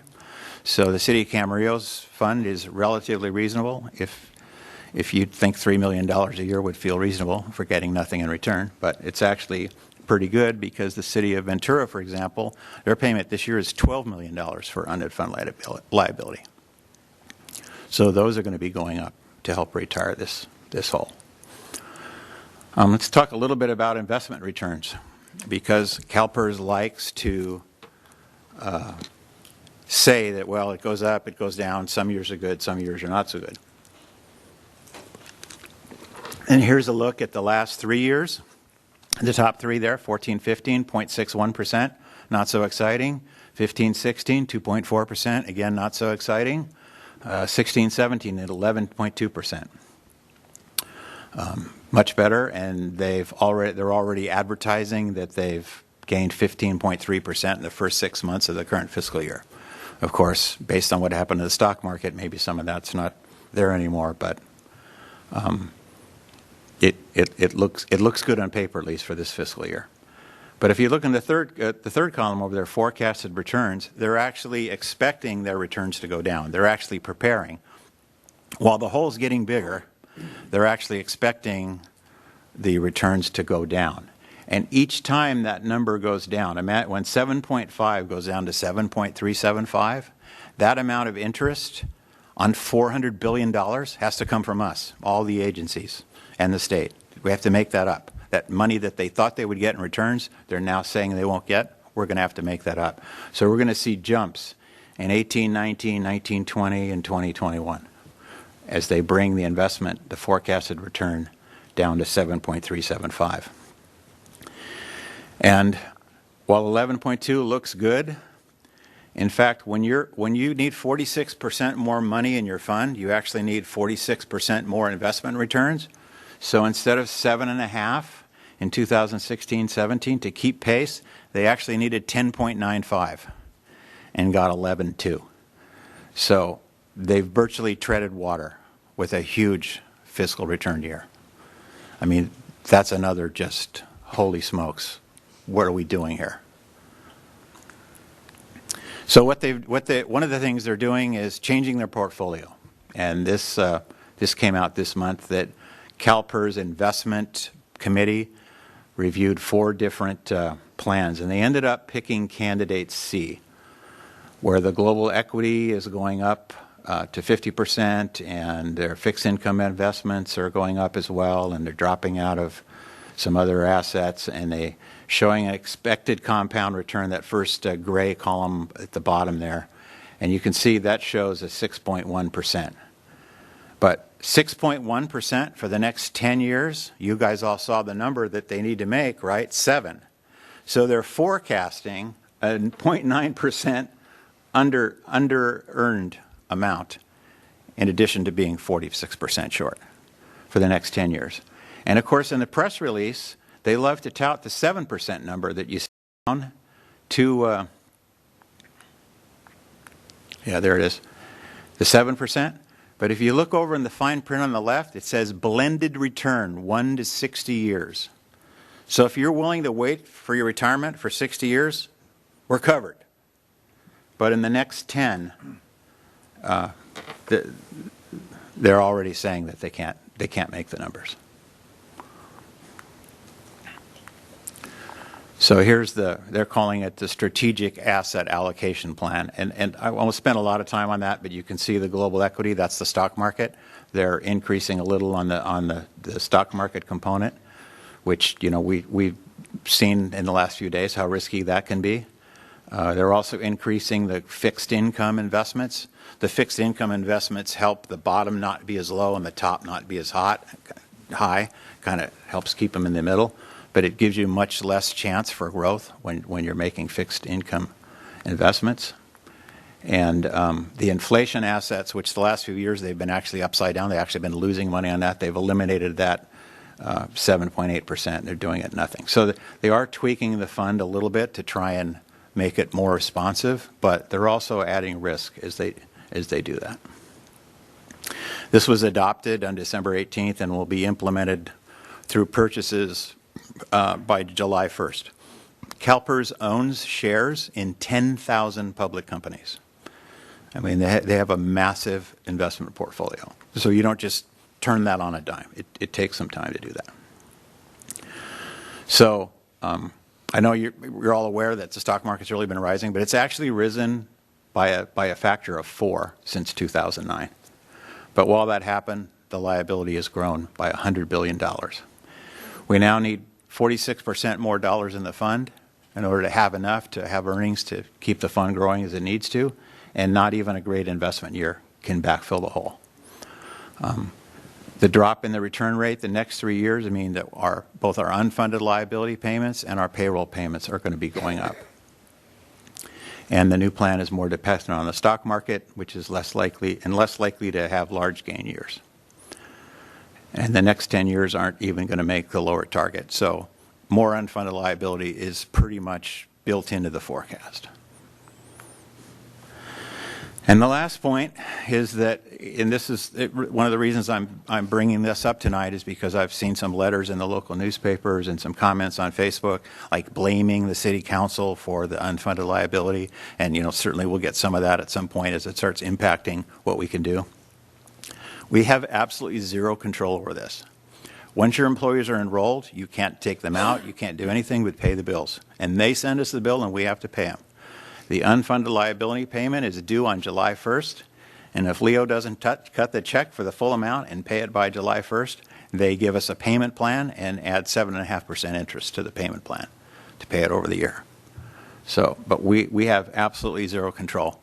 A couple of agencies have looked at withdrawing, and when you withdraw, they drop your expected rate of return to 3% and say, here's the bill. This is what it's going to cost to go out, and which is a staggering number.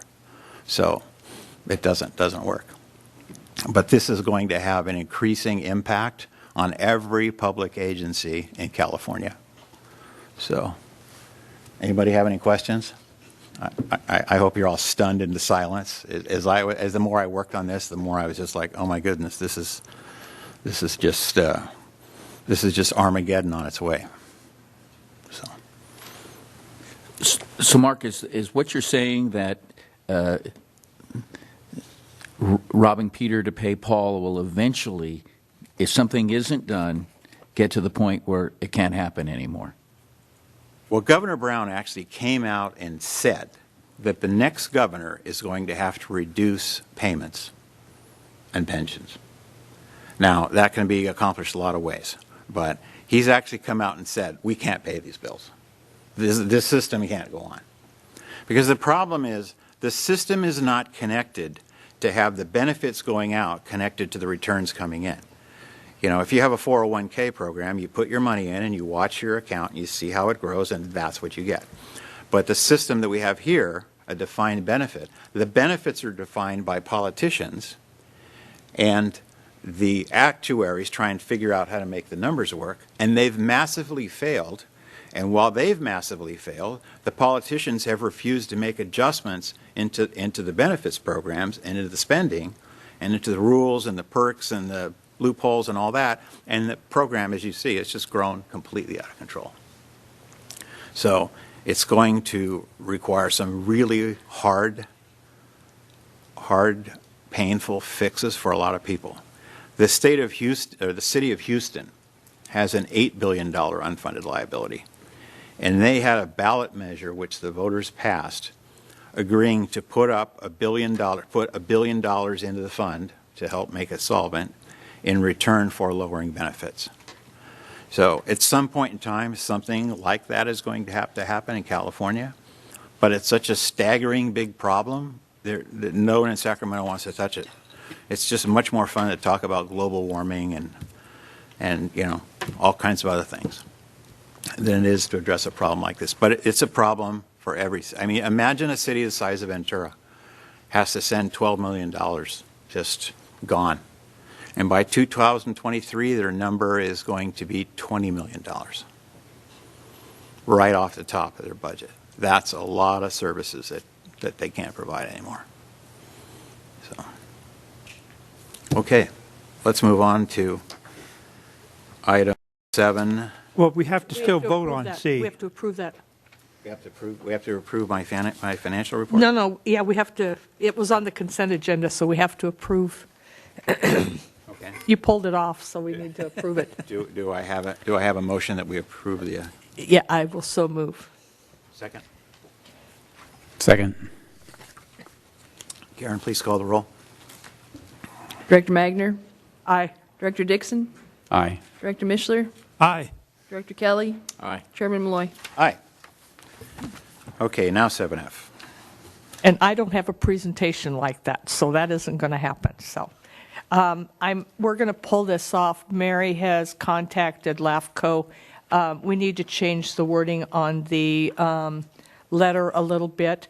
And this has to do with the successor agency oversight boards, the LAFCO being able to we're now going to be able to have a position at the table on the successor agency oversight boards, and LAFCO will be handling that, and the resolution is for us to notify LAFCO to go ahead and do that on behalf of PVRPD, of our districts. So Mary's talked with Kai.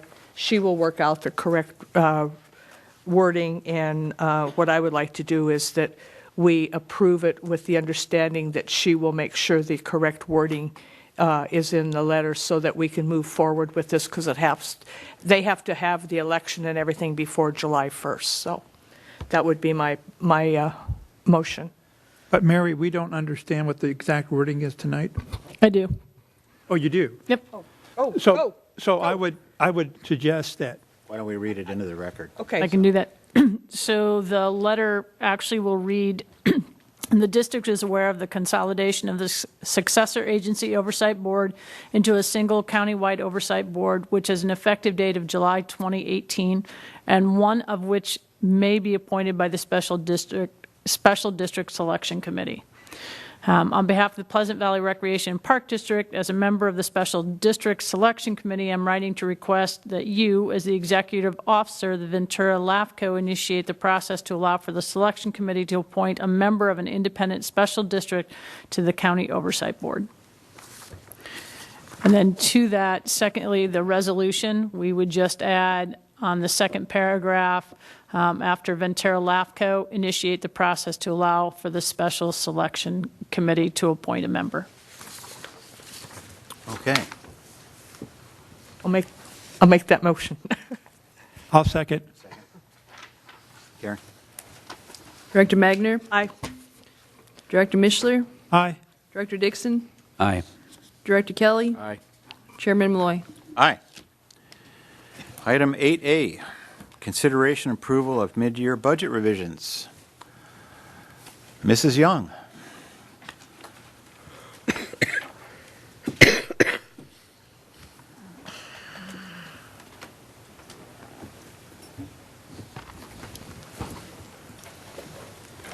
Chairman Malloy, members of the board, tonight I'm going to recommend the board review and approve the fiscal year 17-18 mid-year budget revisions. At the moment, or currently, when we adopted the budget on July 5th, we adopted the budget on July 5th. Currently, our mid-year revenue is at 58.39%.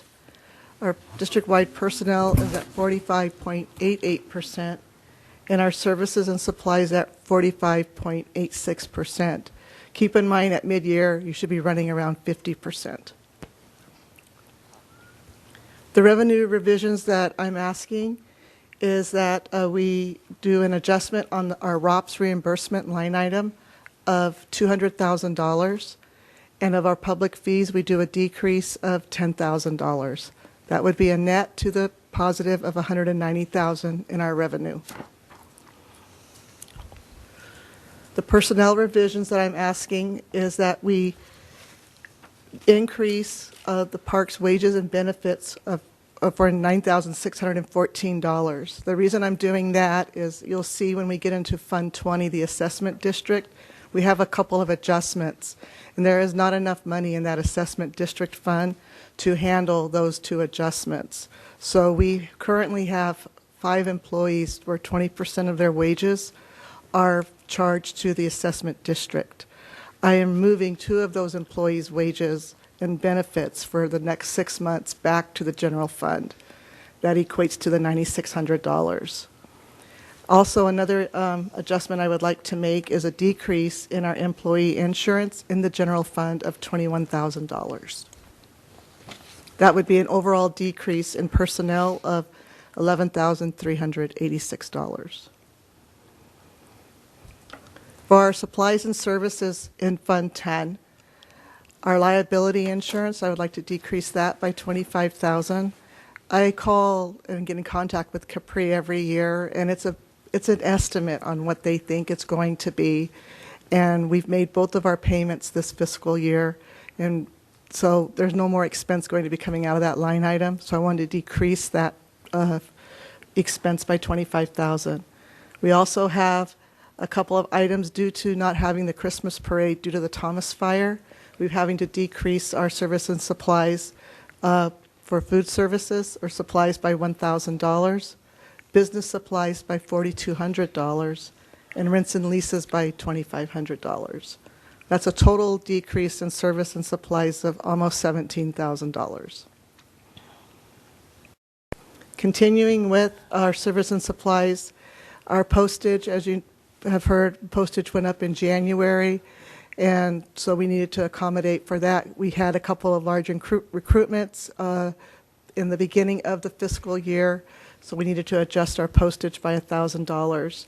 The RDA appropriation, that is the money that comes off the top of our December and April RDA collection fees of the tax apportionment that we get. I budgeted about $4,600 lower than I should have, so I wanted to make up for that for this fiscal year. We have a couple of new things coming online. The park signage project, we wanted to wrap that project up. That would take about $17,000. We want to brand our vehicles, so to speak, with our signage, and that would be our vehicle logos on all of our park vehicles, which would be about $7,000. And we have air handlers that need to be addressed at the aquatic center. That's $9,000. And then we have a tree project that we need to do, which equates to about $11,000. The capital revisions that we are asking for the remainder of the fiscal year is to fix and paint the pickleball courts, as well as to tighten and replace the rails at the pickleball courts. Excuse me, Leo, on that item, technically, we should be saying it's pickleball court and tennis courts, right? We're not just doing pickleball, but we're doing, I just want to make sure the public understands that they're not confusing. We're not just doing pickleball. I'm sorry, if you want to explain that. Yeah, so the capital revisions per the last board meeting was to look at Bob Kildee, redo all 6 courts, so make sure that we fill the cracks and do that stuff, reline, resurface. So it'd be resurfacing all those courts and then dedicating two of the 6 tennis courts over there to pickleball. And so 2 of those tennis courts would be converted to 4 pickleball courts. And then look at the bottom rail all the way around the fencing and repair that. So for that point of clarification. I apologize. I should have been more clear in my slide. For Fund 20 on the assessment district, earlier where I had spoke about how I was moving parks wages and benefits back to general fund. So that's the $9,600 that you see.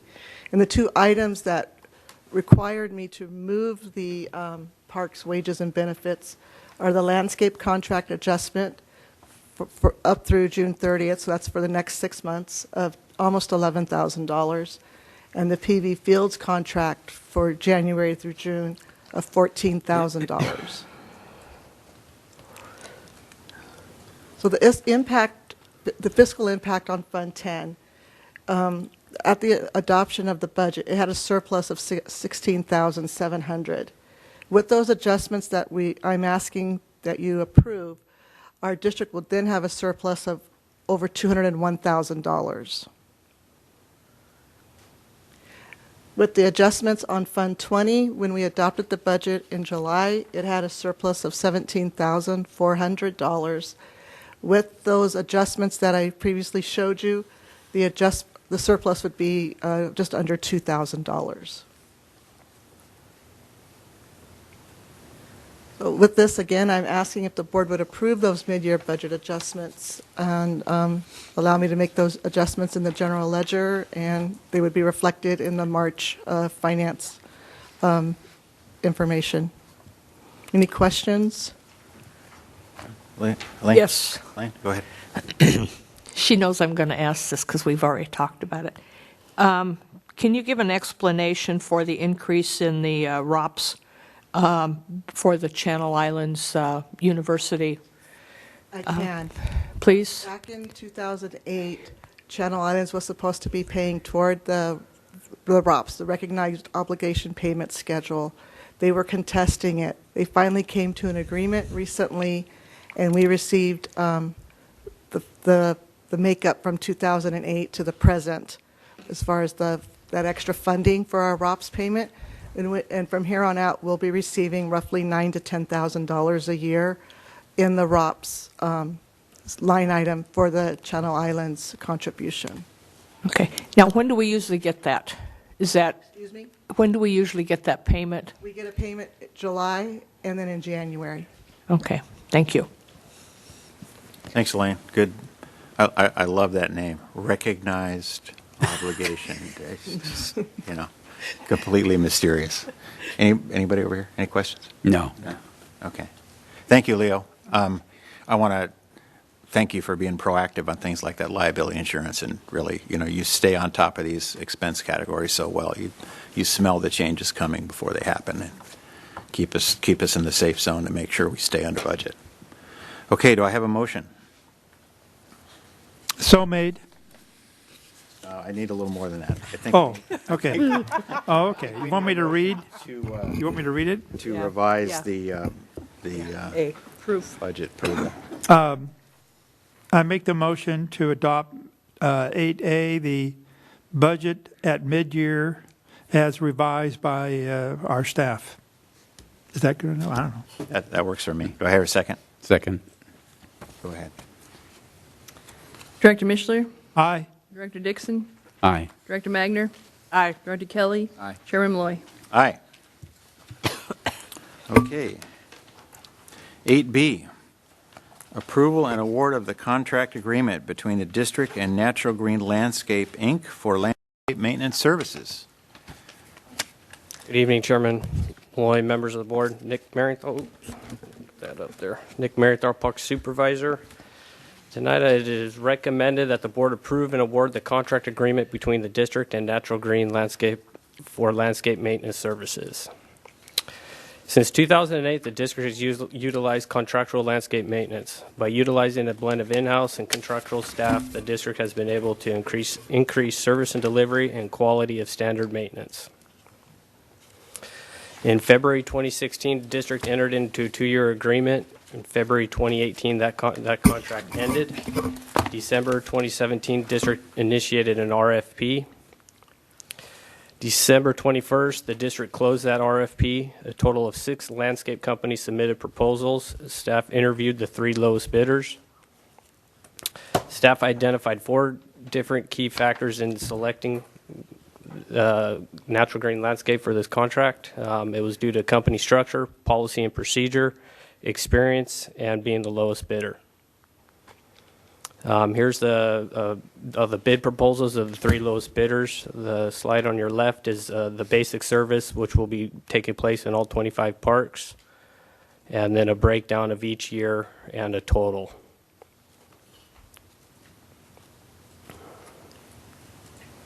Currently, the district's budget for landscape maintenance, excluding Pleasant Valley Field, is $159,996. With new prevailing and minimum wage laws, the lowest bid came back with a 17% increase for the first year. Following the first year, the next 2 years, there would be a 1% increase. The fiscal impact before the board is an additional $10,905 for the remainder of this fiscal year, bringing the total landscape contract budget to $179,001, excluding the Pleasant Valley Fields contract. Again, it is recommended the board approve and award the contract agreement between the district and Natural Green Landscape for the landscape maintenance service contract. And that'll do it. Is there any questions or comments? Nick, could you go back to the slide with all the numbers on it? Yeah, The bid absolutely. proposal? Yeah, okay.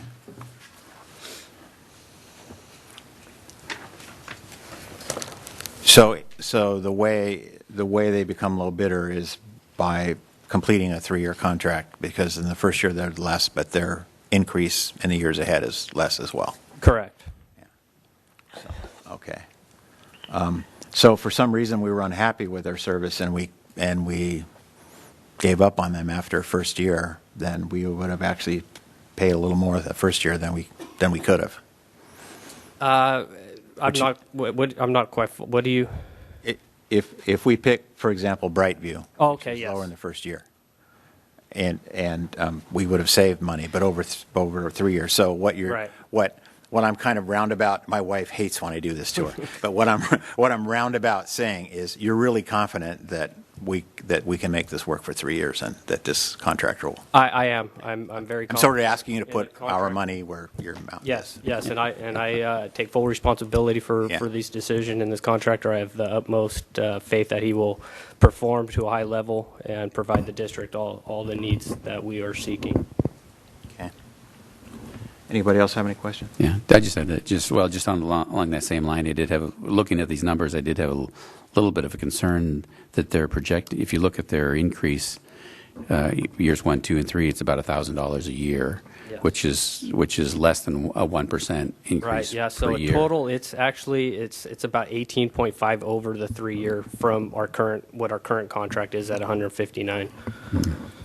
But on a year-over-year basis. Yeah, year to year from the second to the third year. Yes, it's less than a 1%. Yeah. So that's their. And their first years were they're getting the big chunk of work, which is the 17%. Yeah. Okay. Okay. Yeah. That was that. Yeah. Yeah, and that's going to cover their minimum wage increases that we're going to see over the next 3 years? According to them, yes, it is.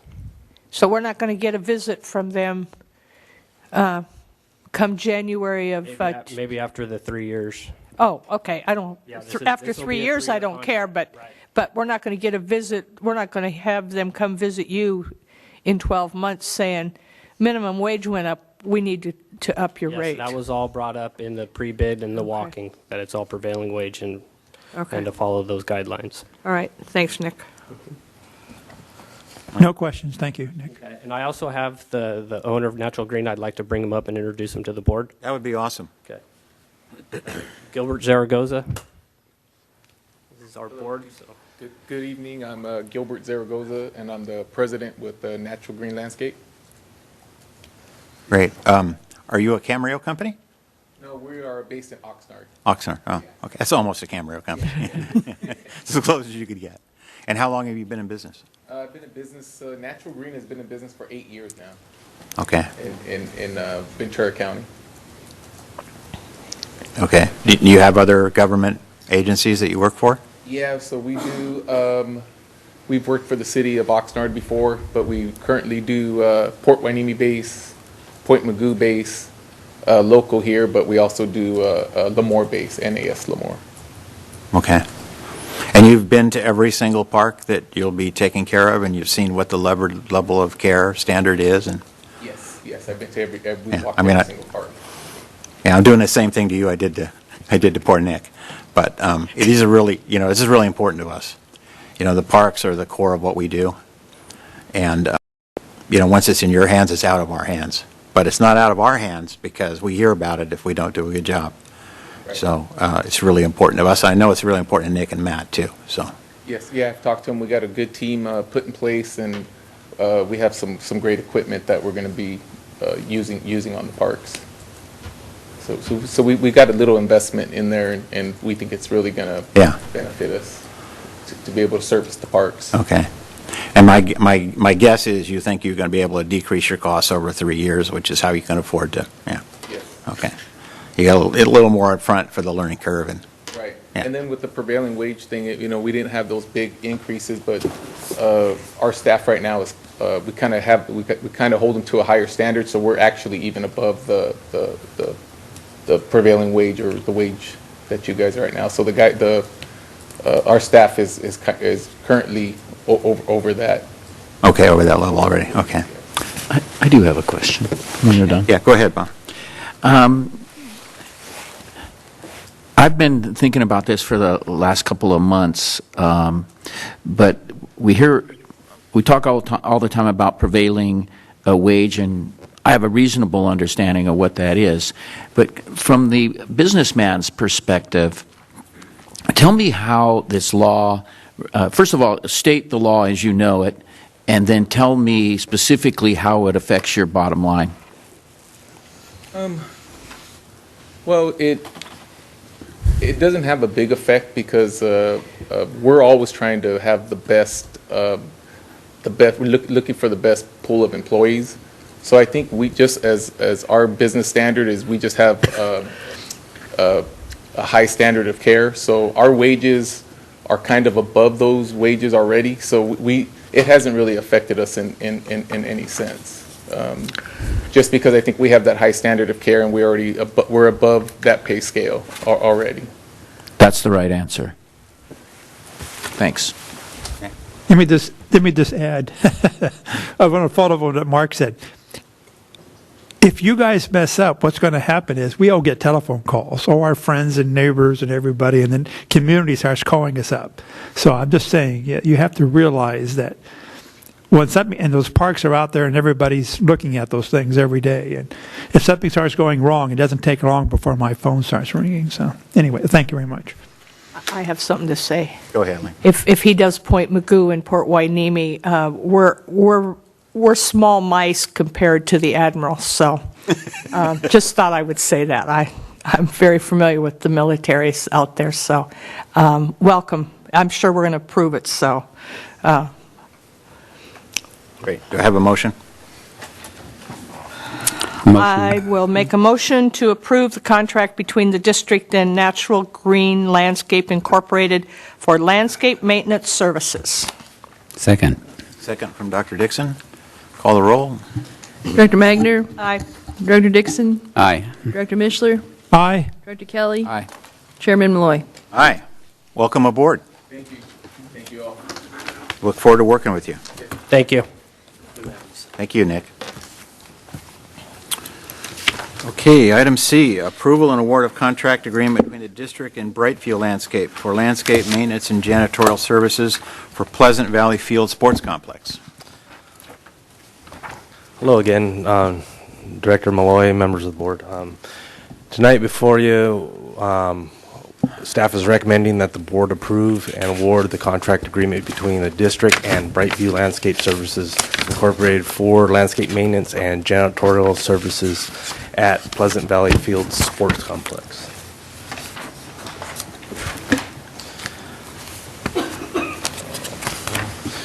Since the construction completion of Pleasant Valley Fields, it has been under contract agreement for landscape maintenance. Staff initially evaluated the cost of maintenance comparison of in-house staff versus contractual support.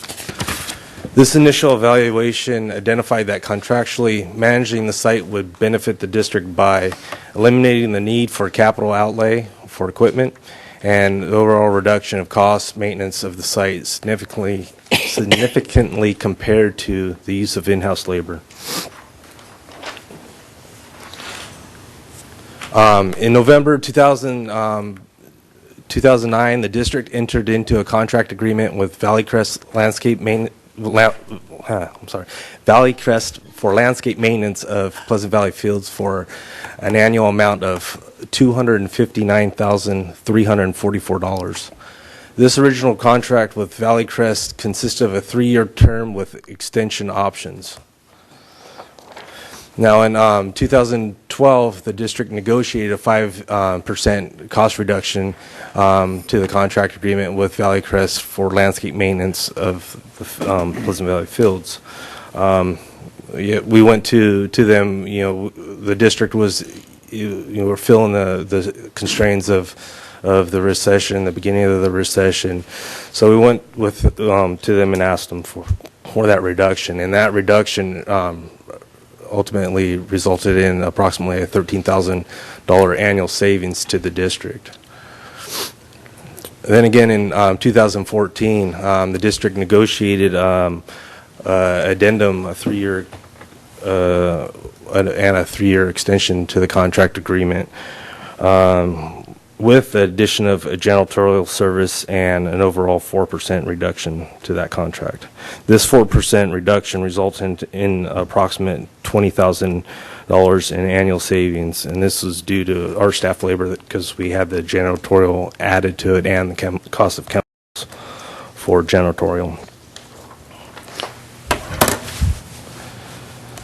The current agreement expired in this November 2017. The district has currently negotiated with Brightview Landscape Maintenance, formerly known as Valley Crest Landscape Maintenance, to maintain the continuous service until the new landscape service bid has been awarded. In December, the district initiated the RFP process, and January 11th at 2 p.m., the district closed the RFP submittal period, and Brightview was the only company that qualified to submit a proposal. Brightview was interviewed, and their proposal was reviewed and examined. Brightview Landscape Services, Inc. has held the landscape maintenance contract since the park's development completion and has been a good partner for the district. The staff is recommending Brightview to be considered for the new contract term based on experience, site familiarity, and knowledge, equipment, staff training, and resources, and also their safety track record has been impeccable. Currently, the district's budget for landscape maintenance at Pleasant Valley Fields is $253,236. With new prevailing wages and minimum wage laws and other contributing factors such as the cost of goods going up and just the cost to do business, from 1 year to the next, the following 2 years would adjust approximately 5% each year. So we're looking at a 17% for the first year, then 2 consecutive 5% increases for a 3-year term. Here's a table that shows the price comparison from when we initiated contract services out there at our opening, and we got $21,000, $612 monthly, and then the preceding when we went back to negotiate that 5%, here's the 5%. We went down to $20,531, which was a 5%, and then again in 2014, you'll see across the board that was another 4%. So it was a total of 9% from the first year of landscape maintenance there at that site, and today we're asking for $22,000. This is just the landscape portion, so I just wanted to show you the comparison. So it's only a 3.9% increase from 2010 pricing. So that's something I wanted to share with you, so we could take a good look at numbers here. And then softball setup, that's actually decreased. It'll be decreasing. And then the restrooms, that was the amendment we made in 2014. Prior, it wasn't included, and now we're looking at $850 per month for that service. And so total increase from 2010 pricing to today's pricing at $23,950 is 7.2%. But currently, from what we're currently paying till now, it's a total of 17% because we've had that 9% decrease overall. So, next slide here shows the current pricing where we're at, and then the first year proposal. We have 22,450s for first year. Then each consecutive year is another 5% increase, for a total of first year pricing at $287,400, and it'll increase up to $316,606. So that's the total from today's pricing to now. It's approximately 17% over. Oh, I'm sorry, 17% here. Then we got another 5 and another 5, so 26 point some odd percent. It's about roughly 27. So, and some of the things that contribute to the increase, along with the other factors that I had mentioned earlier, is currently the contract. We have 6 airifications written into that contract with salt and coring tines. Each one of these, there's a little bit different process, and you have to, when you pull cores out, there's another. It's an extra process, so it's a little more time consuming and takes more equipment. And what we're asking is to increase that by 2 additional times, but all coring. And then fertilization, we're looking at increasing that from 6 times to 8 times, so it'll be 2 additional fertilizations. And then along with shrubs and ground covers, will be another extra 2 times on that as well. That was written into the contract because I felt it was necessary, because we were experiencing a lot of peaks and valleys with the nutrient levels out there, so it should help sustain a better, healthier turf. Then the restroom, the current contract, that was as an addendum, and that was just working with Brightview and them being a good partner and giving us those reductions over the course of our agreements with them. And with this new contract, it'll be inclusive. It'll be that for $860 that I identified per month. And the term, where it's a 3-year term with 2-year extension options. Alternative options would be, the board may choose not to take the recommended action on this item. The alternative actions available are to reject Brightview's proposal and reinitiate their request for proposal process for contractual services. The impact would be a time delay, which would require Brightview to maintain the facility on a month-to-month basis, or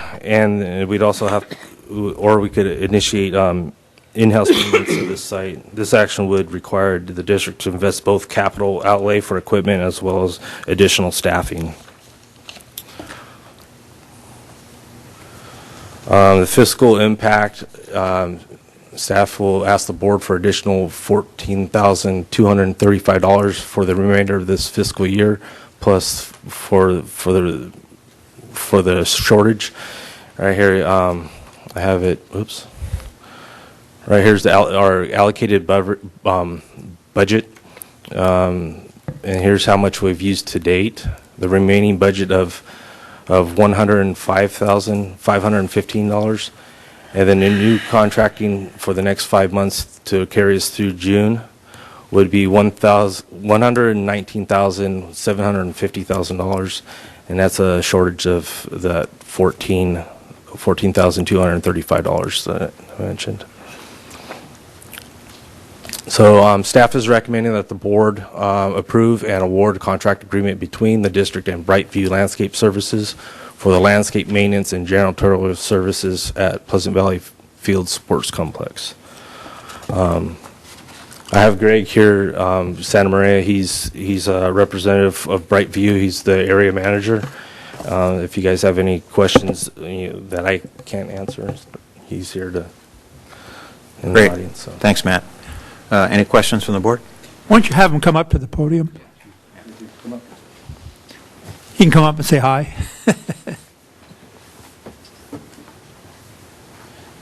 Good evening, Greg Santa Maria with Brightview Landscape.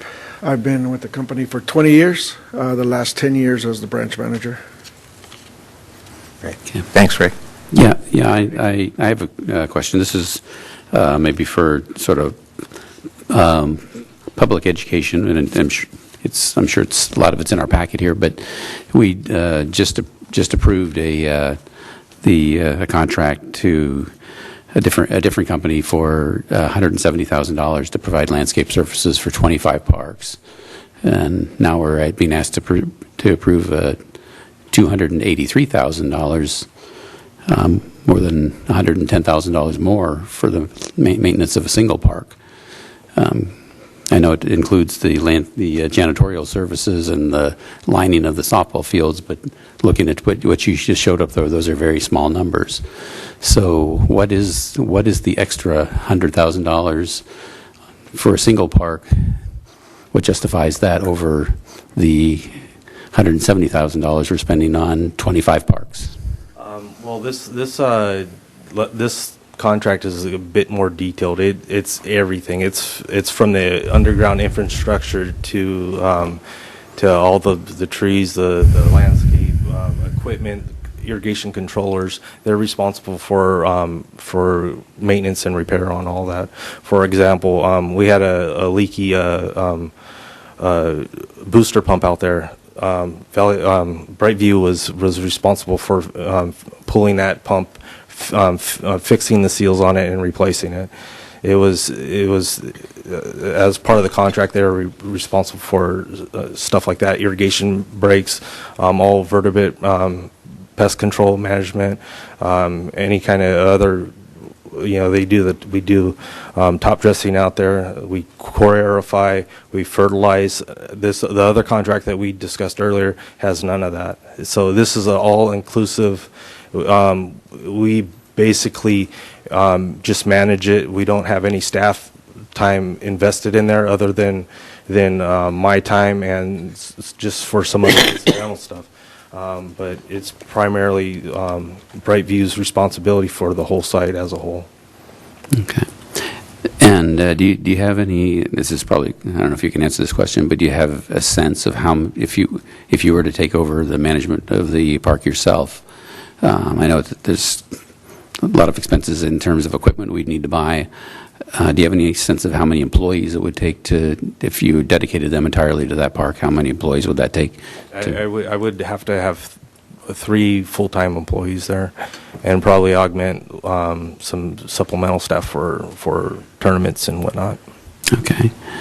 I'm asking that question because that's this is our overall budget, is $13 million range. That's approximately our Leo.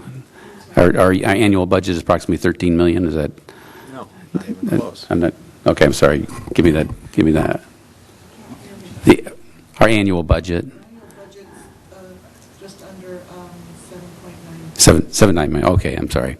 So as a percentage of our overall budget, $280,000 is. I calculate that's probably 30. That's a pretty significant part of our budget without doing the math real quick. So I just think it's really important that we understand exactly what we're purchasing here, because that doesn't include the entire cost of that park, which also involves our annual loan fund payments and all the other expenses that go along with it.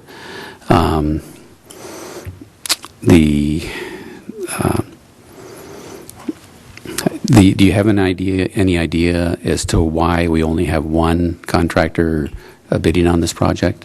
Well, as part of the RFP process, there was a mandatory job walk, and Brightview was the only ones that showed up. So, I mean, we advertised it. I actually even personally called probably like 8 other companies. So it was just some people they're not equipped to do a site of that caliber. There's a lot of technical experience that you need. There's just a lot of kind of liability because there's 4 and 6 inch main lines there. Maybe the companies weren't comfortable. I really don't have an answer why we only got Brightview to show up, but that was just kind of my estimate. Did you have a sense that other companies were interested in the project, or? Yeah, I did. There was a couple that said, "Oh, we're not set up for prevailing wage." That was by a big company. I was kind of surprised that they weren't in that market or interested in being in that market. So they said, they'd pass it along, but they weren't really set up to deal with prevailing wage. Mm-hmm. Also, we have specialized equipment out there that's dedicated essentially out there. And so I would think another company coming in will have to spend a lot of money, capital up front, to bring out their own equipment out there. That equipment belongs to Brightview, not to us, correct? Yeah. Correct. Yeah. Excuse me, we did have another contractor come out for the job walk, but they were half an hour late, so they were disqualified. So we did have two people, we couldn't take them according to the law. Okay. All right, thank you very much. I have some questions. Greg, were you at the initial meeting when we were attempting to get a contractor to take this job over? It was, I don't know, 8 years ago or however long ago? Yes. Yeah, I remember you. I think I remember you, but I wanted to make sure. Do you remember?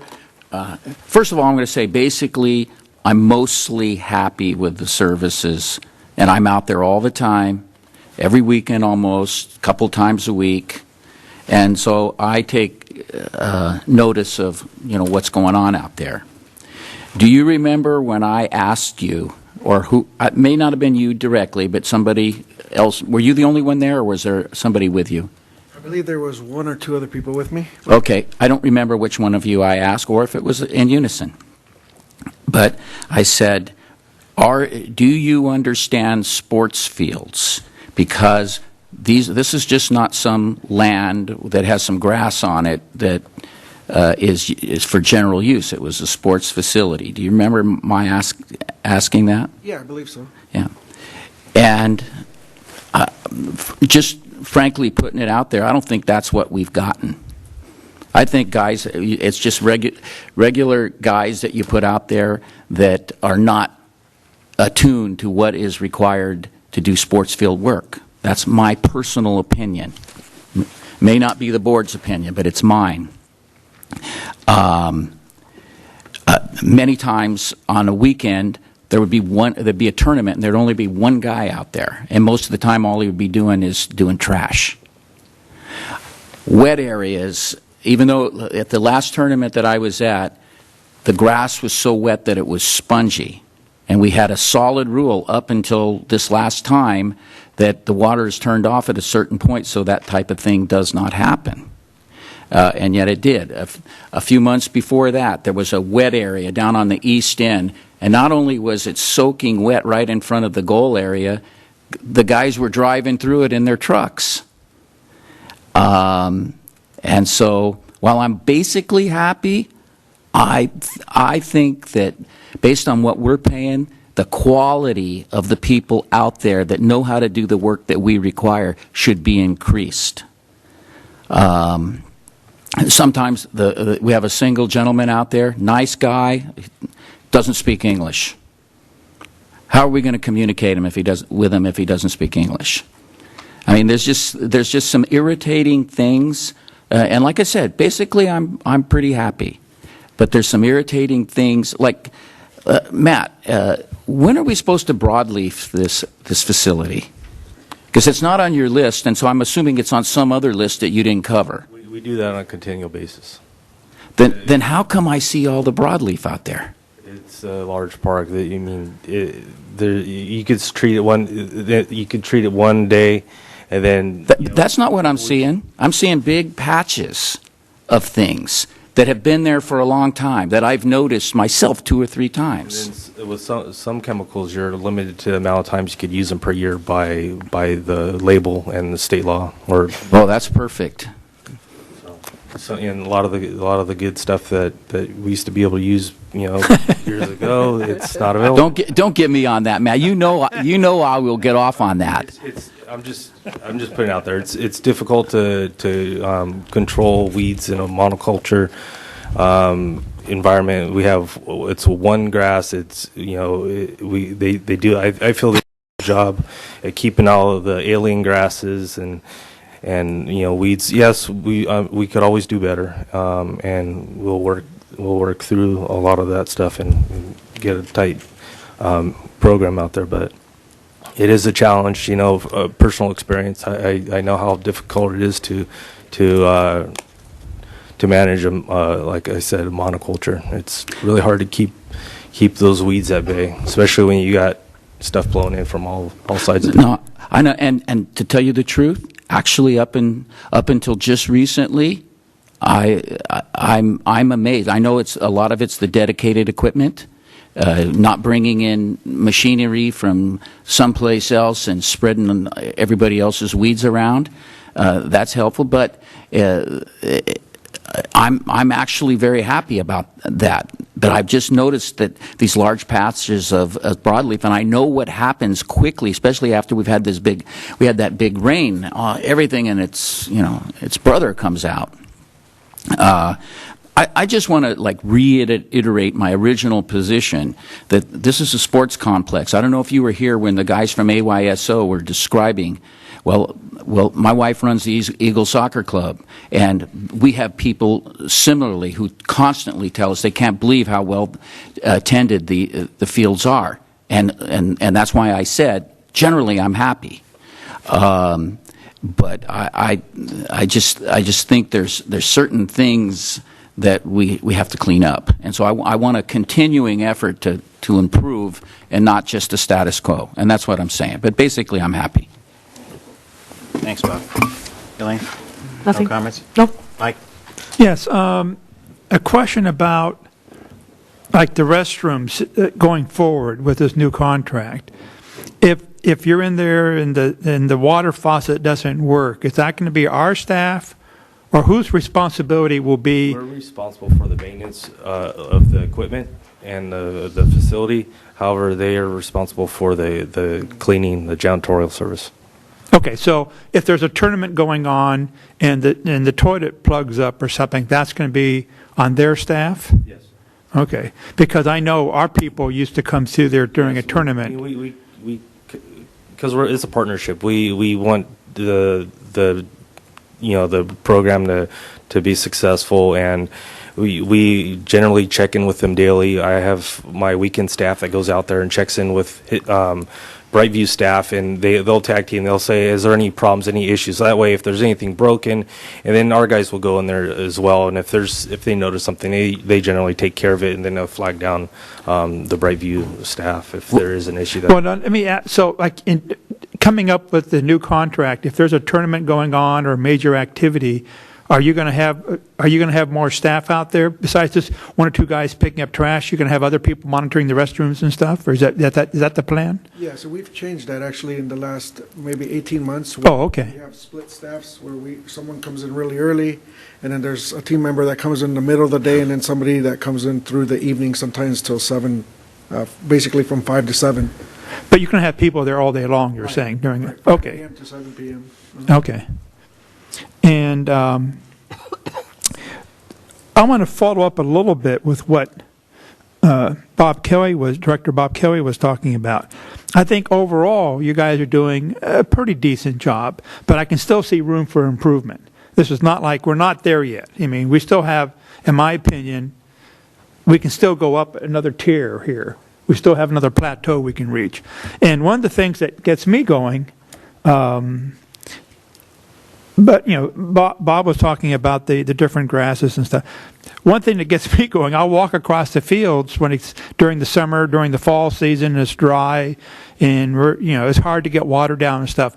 But I can see some areas around some of the heads, and there's nice green. It's getting plenty of moisture. I go out there with my screwdriver and I test all the moisture around all this stuff, and there's green grass growing and there's moisture. Then I can walk over here to another head, and it's hard. I can't even put my screwdriver into the ground. It's not because of the rocks, but because the ground's bone dry. So what I'm saying is we need to do a better job of adjusting these heads or the watering mechanism on some of these slopes. The water just runs off. It's hard. I mean, it's not an easy site. If we had real soil out there where the roots were to go down and where water can actually soak in, we would almost. In fact, that's one difference between this park and other parks.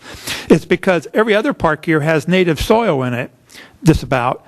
And that stuff is actually great stuff. But here, all that native soil was ripped off, and we have 10 feet of rock and dirt.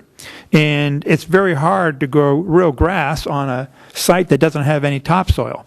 It's not all your fault. But what I'm saying is it takes extra work to try to compensate for that. And that's one of the areas of improvement I would like to see is when I'm walking across these fields during the middle of the week, and I can see it from head to head to head. There's a difference. And so, you guys, I'm just saying, that's one of the areas of improvement I would like to see is doing a better job at that, if we can. I'm just saying. So that's one of the things I've noticed. And the other question I want to do in a general purpose question is, and you obviously you're going to be doing more services out there, and I saw that from Matt's slide projection. But how much of this increase, is it like a 50-50, or mainly, is it waging? Is it the wages you're going to have to pay more that's really driving this mechanism? Or is it the additional services? Or is it about an even mix? I'm just kind of curious. What's driving the price increase? It's a mix of different things. Wages, even if we pay our guys, it's very competitive out there right now, so we pay our guys up there also, right? But as the bottom goes up, those guys are going to want to make proportional more than the bottom tier guys, right? So not only are we paying our guys more, but the guys who are working at making the pipes that we have to buy and the valves that we have to buy, obviously they're going to be making more money. The people doing the fertilizer, they're making more money. So all the material costs are going up as well. So it's a pretty even spread throughout. So I can't single one thing over another. But it's what you're basically telling me is it's more related to the labor cost increases versus doing additional fertilizing or doing additional plugging and coring out there. I would say that's a little heavier on the labor, not only for our labor, but yeah. Labor related. Okay, thank you very much. I just have one more, if you don't mind.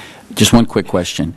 As at the last tournament on Sunday, your guys went home, and one of the toilets plugged up again, and I had to call our guys to come out. So I don't know what happened there, but they had left like at 4:00 on the Sunday. So I was involved with hiring you guys originally, with doing the comparison between doing it in-house and contracting it out. And the savings in contracting it out was roughly 2/3 from doing it in-house. It wasn't even close to competitive. In addition, we would have had to buy about $150,000 of equipment. And it's equipment that takes a lot of maintenance. They have a 5-gang reel mower out there that needs to be sharpened real regularly. And you got to have an expert that knows how to do that sort of stuff. They're maintaining a field that now is being irrigated with reclaimed water, which is going to add to your chemical costs. And I know you've all bought lawn fertilizer and done your front yard, but imagine 45 acres of yard. How much fertilizer that is? It's a truckload. It's a lot of fertilizer. So about $9,000 every time we do it. It's really substantial. And there's really nobody that does this sort of level of maintenance short of like a stadium or a country club where you have an in-house staff. And if you see what happens at a golf course when the really smart people leave and they just put people there that don't really know what they're doing, witness Camarillo Springs and what Sterling Hills used to look like before Mr. Zaruka bought it, it really goes downhill fast. And it's real hard to bring it back. And the nature of the maintenance at this park is that it's way more complicated and way higher level of care, and certainly we pay a lot for that. But that place is special to us. It makes us unique. I also think it's unique that we own a dog park that has grass in it, which virtually no other city seems to know how to do. But Matt and Nick know how to do that. So, having things a cut above is what we do. It's what brought us here and what we're really proud of. So please make sure you keep doing that. And, these guys will keep nagging you, but, it'll get better along the way. So Continuous improvement. I yeah, think that's yeah, what you absolutely, absolutely. Thanks, Greg. Okay, do I have a motion? Yeah, I'll make the motion for the awarding the, hold on, to award the contract for the agreement between the district and Bright Review Landscape Incorporated for the landscape maintenance and janitorial services for Pleasant Valley Field Sport Complex. Do you have a second? I'll second it. Elaine seconded. Please call the roll. Director Mishler? Aye.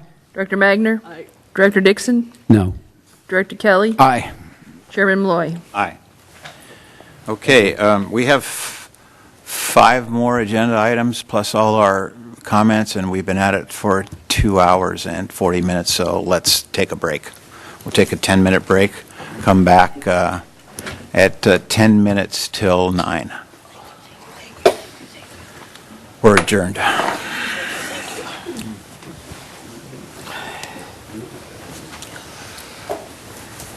Who's Bob going to kill?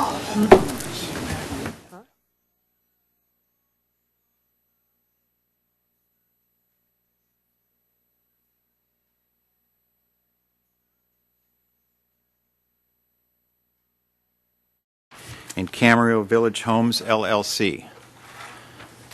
That'd be the lady. Oh, that's Mary, okay. Yes, there we go. Okay. So it is. I've got multiple buttons over here. So it is recommended the board authorize the general manager to enter into an agreement with Camarillo Village Homes to incorporate a water conservation project. So if you don't know, in July of 2016, the city of Camarillo amended their city municipal code regarding their water conservation measures. And so part of that is they added a permanent water conservation measure. So prior to doing this, they had another measure where you could replace toilets, and so they were getting and using some of the conservation through that method. What they changed, and then they now have what's called a water demand savings. So it requires a water impact study for a new development. It requires that a project offset any new water demands on the city's water. So that means they've got to come in with 0 water. They can't add anything to it. So Hawkeye Investments is proposing a residential plan development and a mixed-use project on the corner of Lewis Road and Pleasant Valley Road. It's approximately 23 acres. The development with Camarillo Village Homes, the offset, once again, has to be 100% of the water demands. And right now, the city's calculated that development will have about 39.29 acre feet per year. So they have to offset that. So what that does is that means it requires Camarillo Village Homes to enter into some type of a contract agreement with either a public agency, a private entity, to achieve that offset. So Camarillo Village, or Hawkeye Investments / Camarillo Village Homes approached the district to assist with its water offset demands. So in June of 2017, the district entered into a consent agreement with them. And what they had actually done is came out and did a current irrigation. So they looked at the current irrigation equipment and then potential controllers and locations. Now, this only applies to the parks which are within the city of Camarillo's purview for water. So our water for the district, we get water from the city of Camarillo and from Camarosa. This only applies to those parks which are supplied through the city of Camarillo. So what they did at that point is they hired Climate Smart Irrigation to prepare a water use and supply study. So what it was to do is to analyze and make recommendations of how the district could be more efficient with our current water usage in our parks. So what you see before you is a 10-year average. So in the blue is the 10-year average projection. So the red, and when they did this study, theoretically, if we institute some of the savings and when we do smart controllers, what they're saying is we would be able to save that amount of water which is in the red. So if you look at like Bob Kildee, you see where the blue line is with about 15 acre feet. And if you look at the red, if we were to put some of those measures in, then we'd be able to almost drop it by about 5 acre feet on a yearly basis. So what they did is they did that analysis for each one of those parks below. And you'll notice that some of the parks we've got the Community Center A and Community Center B, and that's because we have different irrigation systems and different valves there. And we have 3 parks that have multiple. So once again, through their analysis, what they were able to say is if we replace the current controllers and put the automatic controllers, the weather-based, which now is kind of referred to as the smart controller, which is to install the master remote control valves and the flow sensors. And then if we were to do that, what it helps is it monitors the system. So if there's like, say, a broken main line, which we had at Bob Kildee just 2 days ago, had we had one of those in, it would have stopped that. So what it does is it automatically has a read. If it's above a certain PSI, then what will happen is it'll shut that off. So those will be some of the major things that we will see. So once again, if there's, that would be for any of those parks. So the concept of this system is based on using daily weather data to determine the volume of water needed per irrigated zone. So if you notice in some of our parks, we'll have some zones that get more water and other zones that don't. So what this is supposed to be able to do is help read that. So it helps assist with that control. So the agreement points that you're looking at as part of this with Camarillo Village Homes would to contribute goods and services and financial reimbursement to the district to meet their water offset demands. So some of the key points with this would be that they would install the smart controllers, the master remote control valves and flow sensors, anything that's affiliated with this product, including the internet. Completion of work at 7 of the parks by May 8th in 2018, the remaining parks by August 7th. They would monitor and replace the smart controllers, so if something went down, they would be obligated to replace those during the contract term. They also provide quarterly reporting of water use to the city until the achievement date. So part of this is they have to achieve these numbers, and if they don't achieve them, then we'll be sitting down having a conversation later on. But they have to achieve these. They have to achieve that little over 39 acre feet on a yearly basis. So once again, they'll implement any corrections that may need to. The district will not be liable for any costs related to this project, and they will provide an annual report to the district regarding the efficiencies. The only way that the development gets out of this would be if the development was actually abandoned or Fox Canyon, the GMA groundwater allocation for the development is restored.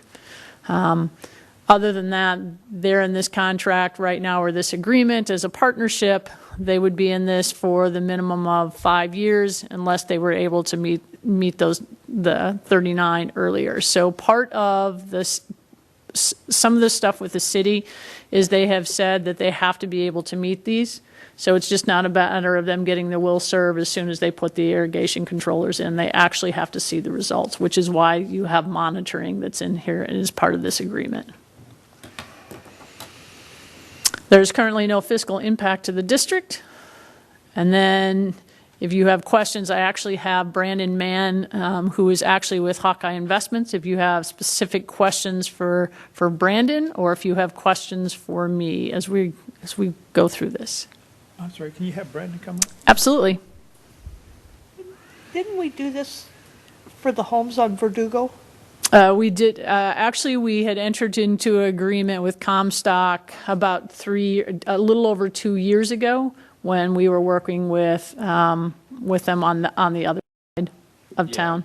I believe that was for the Mission Oaks project, and Hawkeye was consulting with Comstock. Now we actually were part owners of this deal, where we weren't before.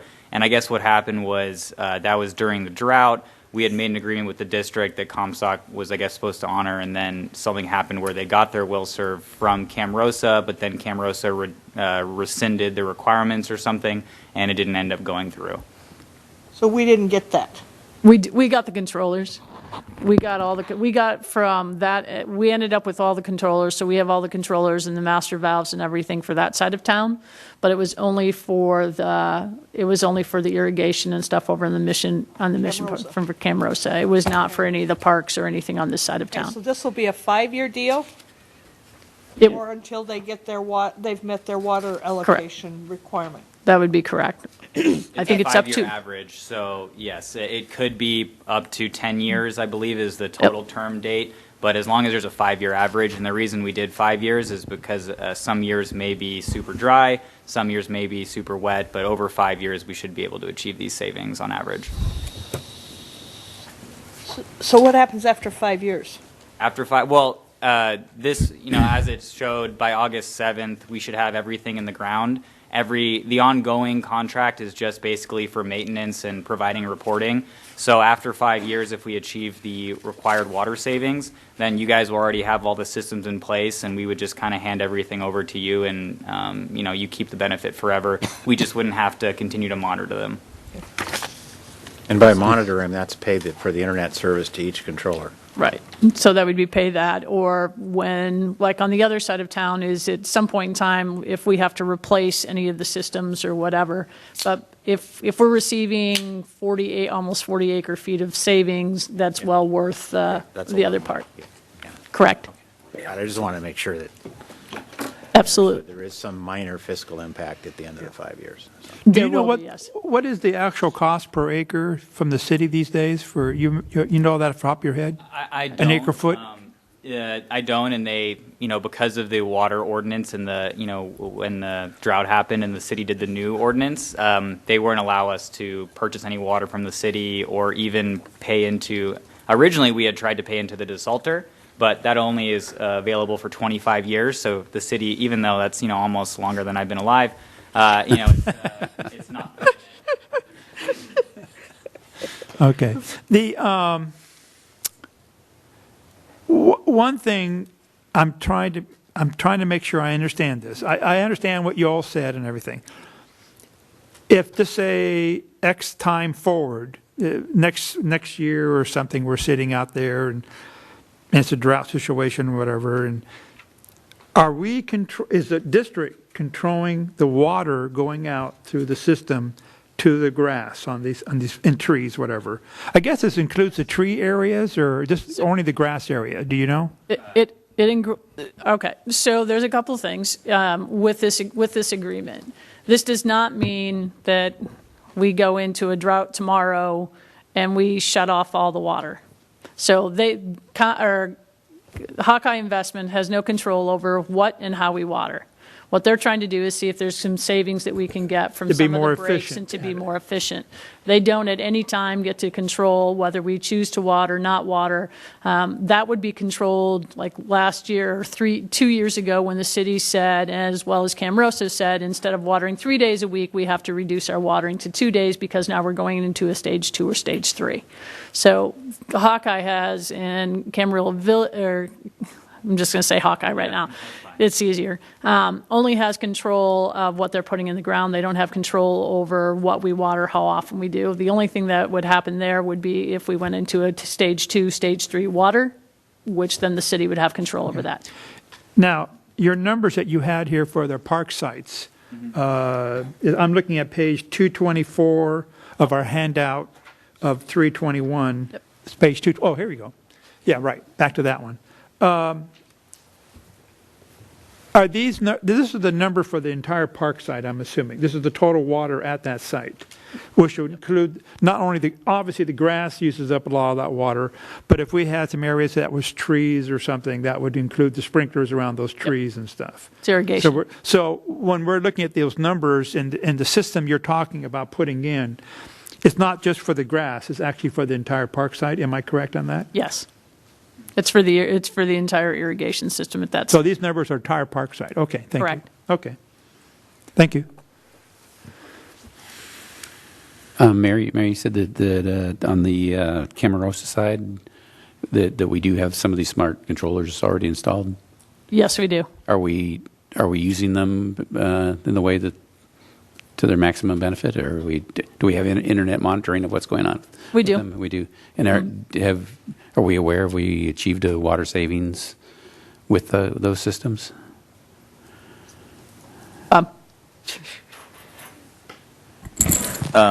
We've probably saved a little bit. We haven't had any major breaks on that side of town, but what it does, it goes by the flow of the water, Mm-hmm. And you set it to a certain limit. So out there again, we haven't had anything major. We've had a few broken sprinkler heads, of course, but nothing like the other night. We'd had a major leak, and we probably lost. I don't even know how much to tell you. So that's about where we're really saving it. We're very efficient on our watering. The guys check the heads all the time. If we see, we go by, if we see water in the street, like, what's going on? Why are we watering the street tonight? So the guys are alert of that stuff. So we've saved a little bit with it, most definitely. It's been a big help to us. In the long run, it would. So the biggest benefit you see is where we have an otherwise unrecognized leak or something like that. Right. Is that probably where we're going to get our biggest benefit? Okay. All right. You can go. I'll go. Why is Mel Vincent not on there? Because it's already got the systems on there. Oh, it's already. Okay, I'm sorry. Thank you. I want to make sure I understand this. You said it would be within the parks that are within the city's district line. Water district. Water. Okay, so does that include PV Fields and Freedom Park? Yeah, so Freedom's in here. I can't see that. Okay. So the parks, if it would be helpful. So the parks, we have Adelphil, Bob Kildee, Carmenita, Charter Oak, Community Center, and there's two because we have two different master valves. Locker, Nancy Bush, Foothill, Freedom, Laurelwood, Pitts Ranch, Springville, Valley Lindo, and Dos Caminos are the parks that they would be putting those in. Bob or Matt, we do have smart controllers out at PV. And PV is reclaimed, so they wouldn't see any savings, nor would we want them to put anything out there right now, because we've already have those systems in place. Let's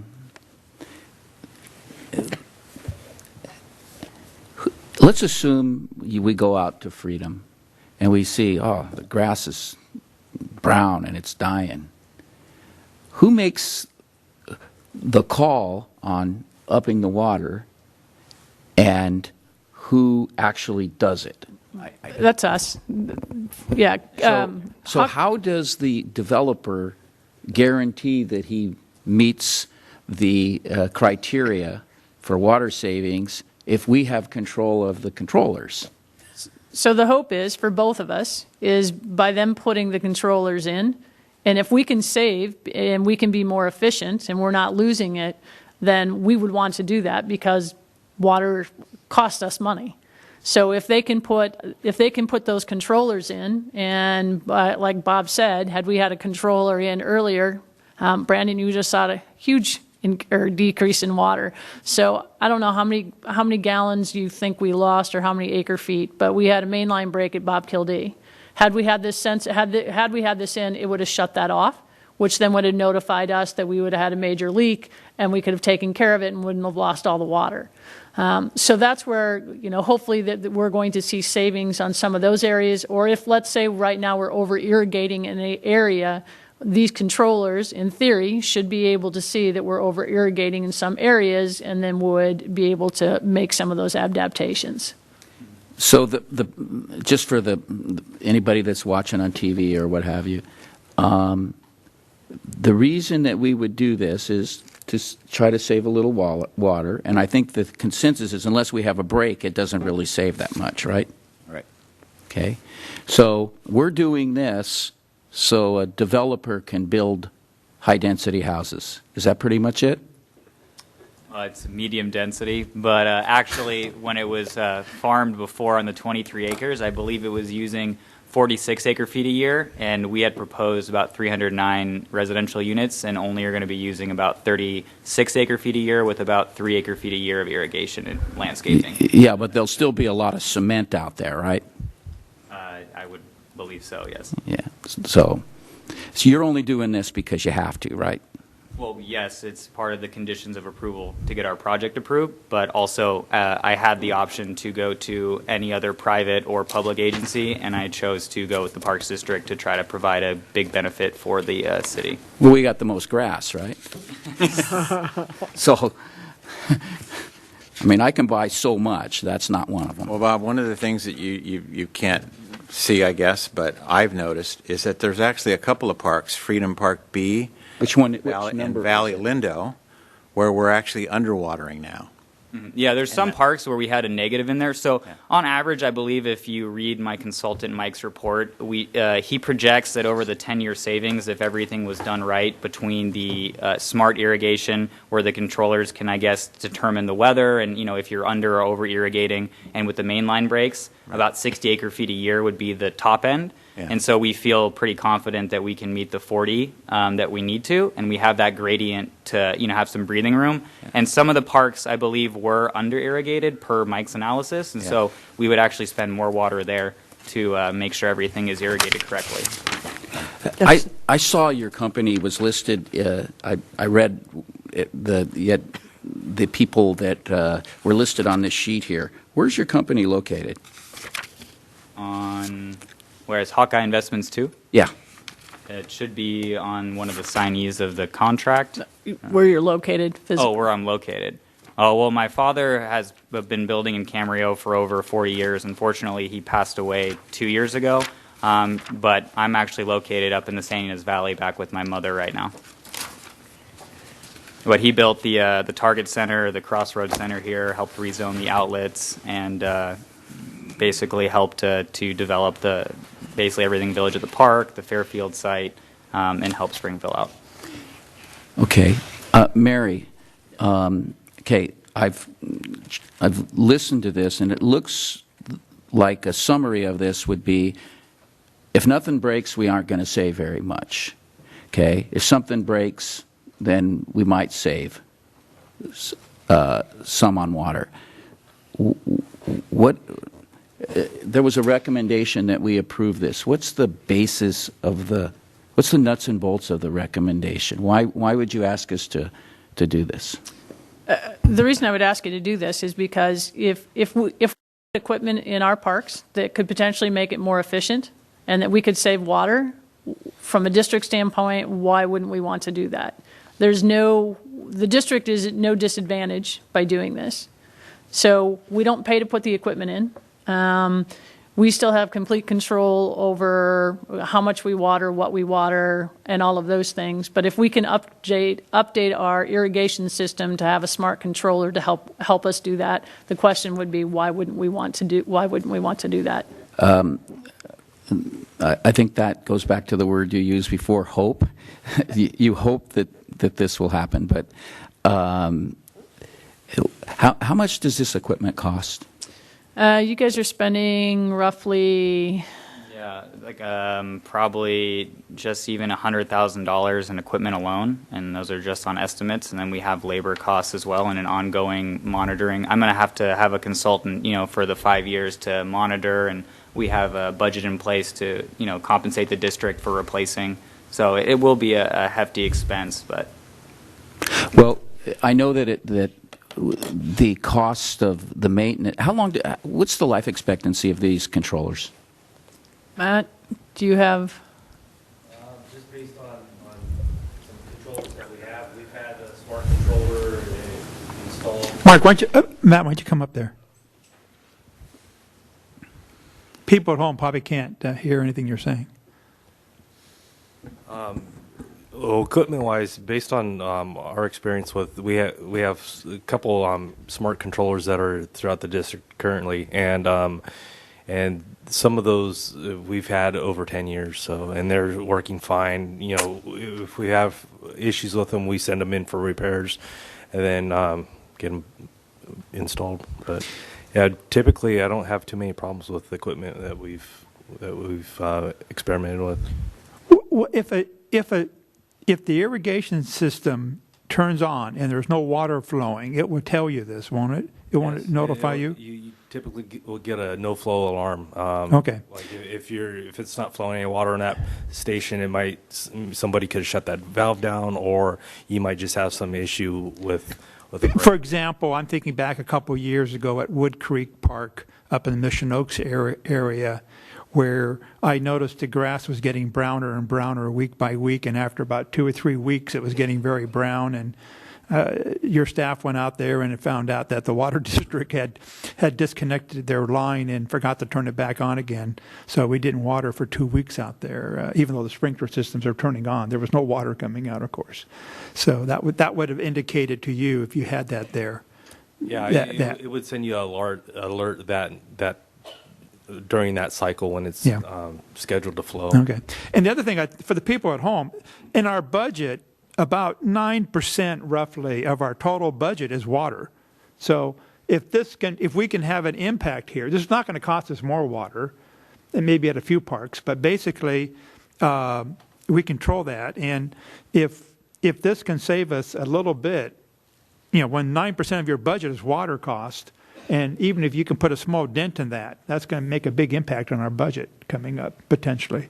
So You mentioned medium density. What exactly do you mean by that? I think it was approved at 15 units to the acre, around. And so how many families is that? Assuming 3 or 4 people in a family. Well, there's going to be 285 townhome units proposed and 24 apartment flats. So, 750 people, roughly. You take 3 per household. Okay, I've heard enough. Dr. Dixon, do you have any questions? No, you answered the question. Yeah, you already answered the questions I had. So. Okay. I have one Elaine? more. You say, Bob Kildee, are we talking about everything from BK1 to the Boys and Girls Club? Are we talking Los Altos to Boys and Girls Club? Hibbett's Field to the Boys and Girls Club. I'm sorry, Bob. I'm sorry? Hibbett's Field, BK1. Yeah, okay. To the Boys Okay. and Girls. So that's only our district. Yes. We have Los Altos as a separate meter, so we take care of that. I can give you that number tomorrow if you'd like. No, I know what it is, pretty much. So, no, I was just curious if that would be included in it, since we now pay for the water for that area. So that's what I was asking for. Thank you. Okay. Anybody else have any questions? All I'd say is we have potential benefit for this. I think the amount of benefit is in question. But if the cost is all on you and not on us, then I see nothing but benefit from this moving forward. Okay. Well, we don't have control of building in the Park District. There's other people get paid to make those calls. This is a terrific deal for us, and I really appreciate you coming to us because we really do need the savings. You were here earlier, so you saw how much CalPERS wants out of our wallet. Yeah. So, as an econ major, I was very concerned as you were. We really need to save money on water, and everyone listening to this knows how much water bills have gone up in Camarillo the last few years, and they will continue to go up. We have a $35 million desalter to pay a big chunk of. So, water is going to continue. When I joined the board a dozen years ago, water was 2% of our budget. Now it's very close to 10% of our budget. So anything we can do to save water is huge and really appreciated from me and for Leo, who pays the bills, and for everybody on this board who's fiscally responsible. So thank you very much for doing this for us. Anybody else? Do I have a motion? I'll make a motion to approve the agreement with Camarillo Village Homes, LLC, to incorporate a water conservation project. Second. Please call the roll. Director Magner? Aye. Director Dixon? Aye. Director Mishler? Aye. Director Kelly? I'm going to abstain from this vote. Chairman Malloy? Aye. Okay.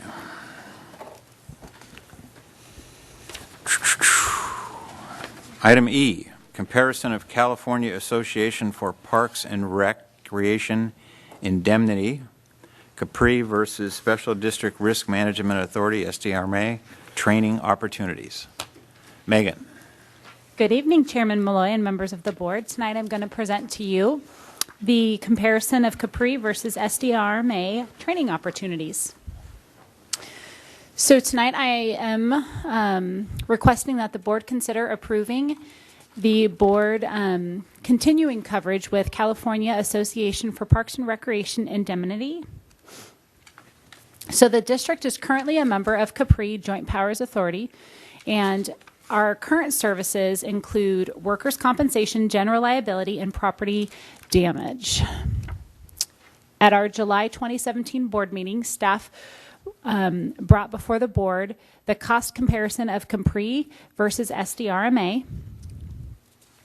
After the review and comparison, the district would have seen an overall increase of $32,847 by changing carriers to SDRMA. The board directed staff to seek additional information about training opportunities offered through both Capri and SDRMA to compare as part of the overall cost comparison. So staff reviewed both of these companies along with what the expected 2018 district staff trainings would be. Currently, SDRMA has 18 parks and recreation districts. SDRMA is a public agency formed under California Government Code Section 6500 and provides full-service risk management program for California's local governments. Capri has 63 parks and recs districts, and Capri is one of the 150 joint power authorities. Capri provides self-insurance and related services to members of the California Association of Recreation and Park Districts, and this program is self-insured, is permitted under the Government Code Section 6500 and 990.8. To assess the cost of the district's current insurance carrier, Capri's training services, versus SDRMA's training services, staff compared the 2018 Capri and SDRMA training courses, offers, and its benefits. So looking at the two of them side by side, you will see the overall, both that Capri as well as SDRMA offer a variety of training opportunities that are both valuable to the industry of public agencies. The top two, you'll see CSDA and CARPD, are both services that are offered to both agencies. We have currently with Capri services through CARPD, and SDRMA offers services through CSDA. Both offer through Target Solutions, which is an online service. The EIA TV and Wumbus, Capri offers. They both have a multimedia library, a telephone nurse and a legal hotline through SDRMA, and they both have an incentive and a rebate program. So continuing coverage with Capri will not have an immediate fiscal impact and is currently included in the proposed 2017-18 budget. So it is recommended that the board approve the continued coverage with Capri. Do you have any questions or comments? Elaine, why don't we start with you? You know about this topic. You're the one who's help us out. Yes, I do. And Megan, staff did a very complete job of doing the comparison, and I've looked at everything and totally agree with the staff report and would recommend that we approve continuation with Capri. No comment. Yeah, I'm good. I'm good. You're out? Okay. I'm good, yeah. You're good? Bob, you want I'm out. weigh in on this one? Is our coverage expiring? Is that why we need to have a motion to renew it, or is? Yes. It is? Okay. Yeah. Okay, so somebody like to make a motion? I will. I will make a motion to approve the continuation of coverage with California Association for Park and Recreation indemnity, otherwise known as Capri. I'll second. Call the roll. Director Magner? Aye. Director Mishler? Aye. Director Dixon? Aye. Director Kelly? Aye. Chairman Malloy? Aye. Item F, consideration approval of bid specifications for wood replacement for Bob Kilty Pavilion. Nick. Good evening, Chairman Malloy, members of the board. Nick Marienthal, Park Supervisor. So it is recommended the board approve the bid specifications for the pavilion wood replacement at Bob Kilby Park and direct staff to solicit proposals for the approved bid specifications. This capital improvement project was identified in the fiscal year 2017-2018 capital improvement plan budget. The board allocated $38,000 for this project. Bob Kilby Park was developed in 1969. Excuse me. It is one of the most popular, highly utilized sites due to its centralized location and vast mixture of amenities, which include multiple picnic areas, 6 tennis courts, 4 handball courts, skate park, playground, aquatic center, and baseball fields. During the preparation of the fiscal year 2017-2018 Parks budget, staff evaluated the pavilion and found that the pavilion number 1 had only undergone minor changes throughout the years. The wood on the pavilion has never been replaced and has deteriorated due to dry rot, termites, and weather. Here's some pictures of it as it is now. It's like some old ghost town or something. Yeah, it's in pretty rough Could you shape. use a lower res camera when it looks that bad, please? You know. So, the timeline for the opening would be, bid opening would be February 9th. There would be a mandatory job walk February 23rd, and bids would close March 8th. The scope of work would be to remove and dispose of existing wood, apply 2 coats of primer, 2 coats of paint. All hardware and fasteners must be galvanized. Install new wood to match the existing layout, and provide temporary chain link fence around the work site. Staff was also asked to research multiple options. So option number 2 would be to replace the wood with a gable-style steel roof. This would entail replacing all the block columns and replacing with steel posts.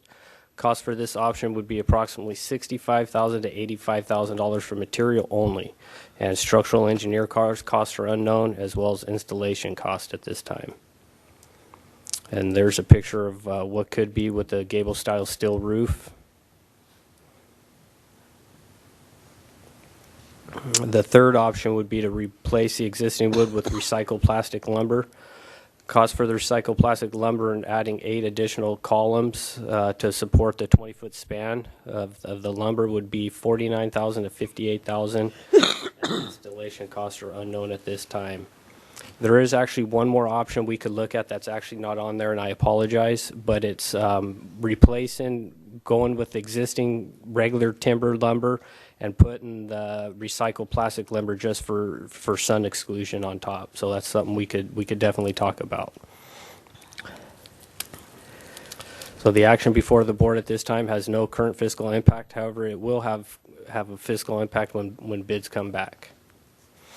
Again, it is recommended the board approve the bid specifications for the pavilion wood replacement at Bob Kilby Park and direct staff to solicit proposals for the approved bid specifications. Is there any questions or comments? Can we go back to a picture? I want to see it again. I was laughing. Which the wood? Yeah. Which one would you like? I don't know, all of them again. Yeah, that's the good one right there. That's the good Well, one. yeah, that's. Oh. And that is Are those not 2x4s on top there?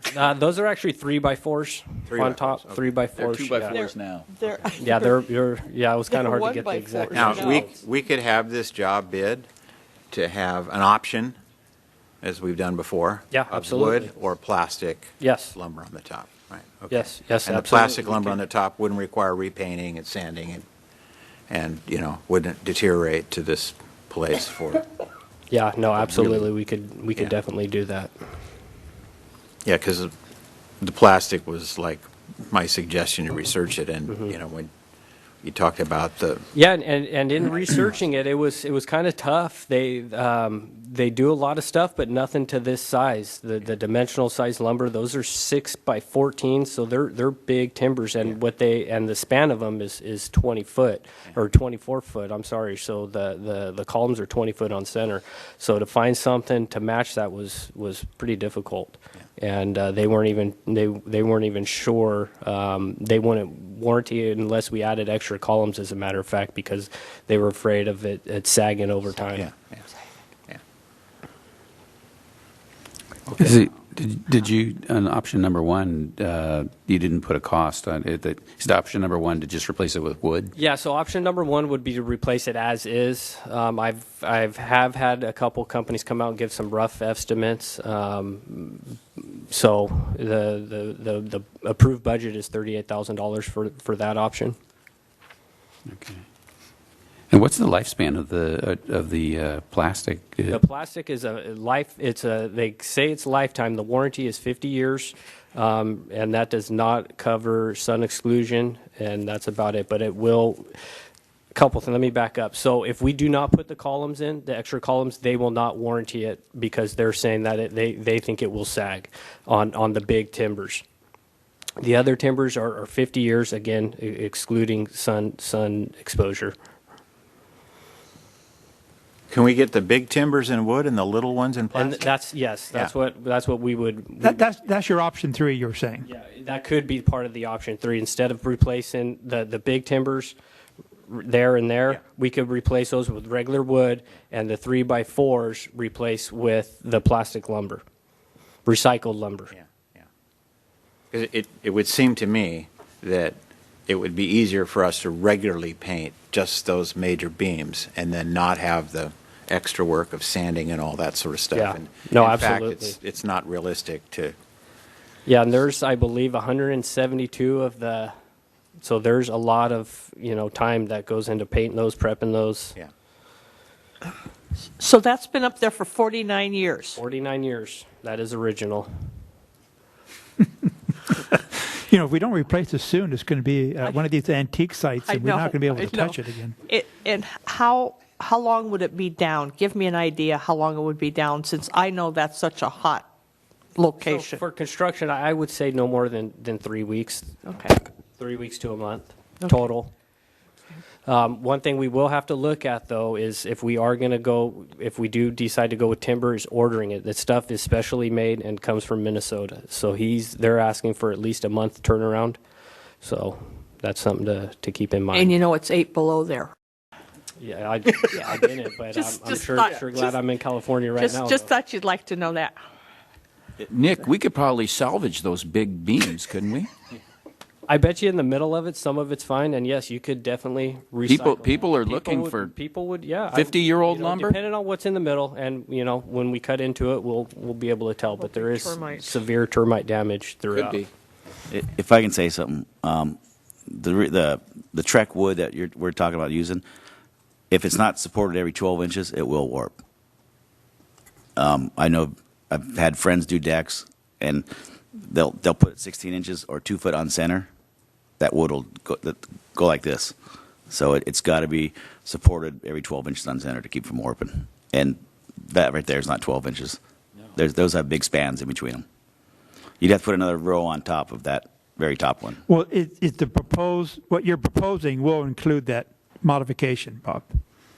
So I believe what we're proposing tonight is to go out to bid for as is.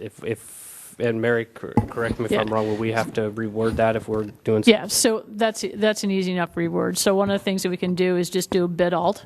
So we can get the original bid with this, and then we can do a bid alt, which would be for the reclaimed for the smaller ones on top. And then if we need to add any other structural, we can do that as a bid alt. So that way you can get what this cost would be and then the alternate. So we can update that if you so choose. Okay. Yeah, I would get all the alternatives we can, so we can do one round and move forward with it, because that's that place is so busy. Yes, it is one of our biggest used pavilions, and it's one of our largest. So and again, being in the middle of town and all the amenities that are at that park. You say pavilion number 1. Yes, we're Am I missing something? We have pavilion 1, 2. So there's other pavilions. Oh, you're talking about. Okay, all right. You're talking about the one right next to Boys and Girls Club. Yes. The one I'm thinking about. Yes, okay. Absolutely. My question is to staff, and I'm not sure if there's even an answer.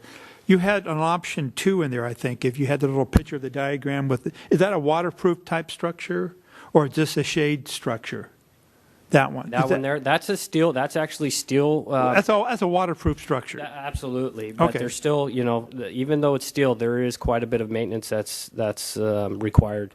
My question to you is, or the staff in general, is there a demand from the public for a site like that has essentially 100% shade versus the slotted wood?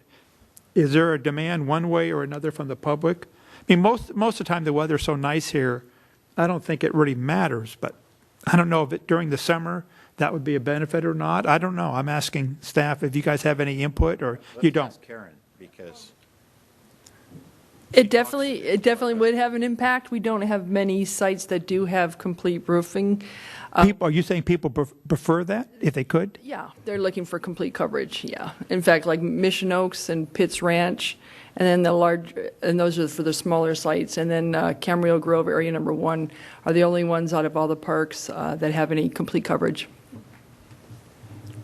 So what was and, it? What, and this one will accommodate about 200 people.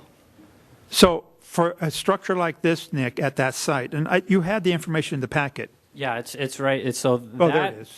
and depending on what options we choose, so that structure right there, we could go anywhere from $65,000 to $85,000, depending on if we want fancy gable roof, that comes with rain gutters. There's multiple options, colors. That's just to be clear, that's just for roof, because that would have to be structurally engineered, and you'd need, there'd be permitting, structural engineering, installation costs, so something like that's going to be well over $100,000. Yeah, that's material only. Well, if we're looking at, and help me out for Karen, I guess, or whoever, when we're renting these facilities out, how much, will we actually recover any of that money over a 20 or 30 year period, or probably not? Karen, what's the rental on that? Do I know, on the spot, ready, go. I'm sorry, it's not a multiple guess question. I like people, when people ask me questions, I like it if it's multiple guess, but I don't know what the... Per year, about $6,000 to $7,000. Yeah. In a year's time, about $6,000 to $7,000. So it would take a while. Okay, so we're not really going to see much of an impact over a 20-year cycle or something. Not unless you increase it. No. Okay, Yeah, no, I'm just I would curious. say most of the rentals are on weekends. Just because that's typically what most of your rentals are. So you're looking at 52 weeks, 104 days a year. Let me ask Nick a question. Is there a way, if we go with wood, that we can put more slots up there or something to provide a greater amount of shade? Yeah, absolutely. But actually, they're pretty close at the way they sit now. The picture might not show it, but they're no more than 12 inches apart on the. Yeah, but I'm talking a couple inches gap. Yeah, we could. It will obviously cost more money. Yeah, exactly. But yeah, we could definitely look into that. I'm just curious if the public would prefer to have a little bit more shade out there or not, if we had a choice. I don't know. Yeah, even running them the opposite direction would, do in 2 layers. Nick, would we salvage see all that bracketry, all that metal bracketry there? I don't know how many of those are on this one right here. It looks like a lot of them. There's a lot, yes. So we would reuse everything we can, especially coming from the columns. We'll definitely, and that's kind of hard to see. Let's see if I can get a better picture. So the ones coming out of the block, we will definitely be reusing, and a lot of the strapping we will reuse. We will not reuse the straps on top there. It's kind of hard to see, but those are just joining 2 pieces together. We would not be reusing those. Those are all pretty rotten. But we would take off all the strapping, probably sandblast it, I would imagine, do something to clean it up, and then apply a rust coat preventer on there. There's a place in Westminster that does metal dipping. They work for the government, classic car guys and so forth. They take those things, they dip them in, you get them back in 2 days, and they look like brand new. Brand new. And then you of course prime them with something good. Yeah, because those are not cheap. No. And as for as many as they are. It could be $25,000 for those? I don't know how, I'm guesstimating that there's a number of them. Yeah, there's quite a few. Those are all special. I don't have numbers, but well, the 6x, those are definitely special order. Yeah. The other ones we could find those. It's just it's another cost if we could reuse them. Probably not that thick, though. Those are like old school. Yeah, they're like Matt said, they're probably Ones- about $25-$30 a piece. Brand new. I bet you those are more than that, but the ones I see these days are real thin. Yeah, those are the Simpson, like at Home Depot you see. Yeah, and we'd be using something more industrial strength. Okay. Okay, so let me guess that I can summarize what we've been saying here, and that is that we're interested in getting the bid specifications modified to have an alternate for the plastic material on the top, and the rest of it as is in option 1. Right. Have I summarized that? So I guess I just made a motion. So if somebody would like to second it. I'll second. Okay. Karen? Chairman Malloy, Aye. Director Mishler, Aye. Director Dixon, Aye. Director Magner, Aye. Director Kelly. Aye. And I hope you don't have to wait 50 years to come back with the next problem. Well, we ain't gonna be here. No, yeah, Bob told me to tell you about Freedom, but I'll let you guys go out there and take a look for yourself. That one makes Freedom. Yeah. Wow. I saw Freedom the other day, so I already know what it looks like. Thank you for your time. Okay, item G, capital improvement projects. Good evening, Chairman Malloy, members of the board. Just going to give you a little update on the capital projects that have been going on for this fiscal year. Again, capital assets are a real and personal property that has a value greater than or equal to $5,000 and has an estimated life of There's no presentation. greater There's than no 1 year. presentation. This applies to all construction, capital improvements, major equipment purchases, and other special projects. The completed projects we've done, the Bob Kildee parking lot, the artificial turf at the Camarillo Grove dog park, the office design, new carpet, cubicle, some of the cubicles we replaced, and the office walls. Here's Bob Kildee parking lot, just some photos. Here's the artificial turf at Cam Grove. The office redesign. Some more completed projects. The roofs at the admin office in rooms 6 and 7, the Mission Oaks concession building, tankless water heaters at the pool, Charter Oaks trees, the pour and play resurfacing at Bob Kildee. And again, here's some more pictures. The roofs are doing good. It was a mess. Took a little longer than anticipated, but they went up there and did a lot more work than what their money was out there for.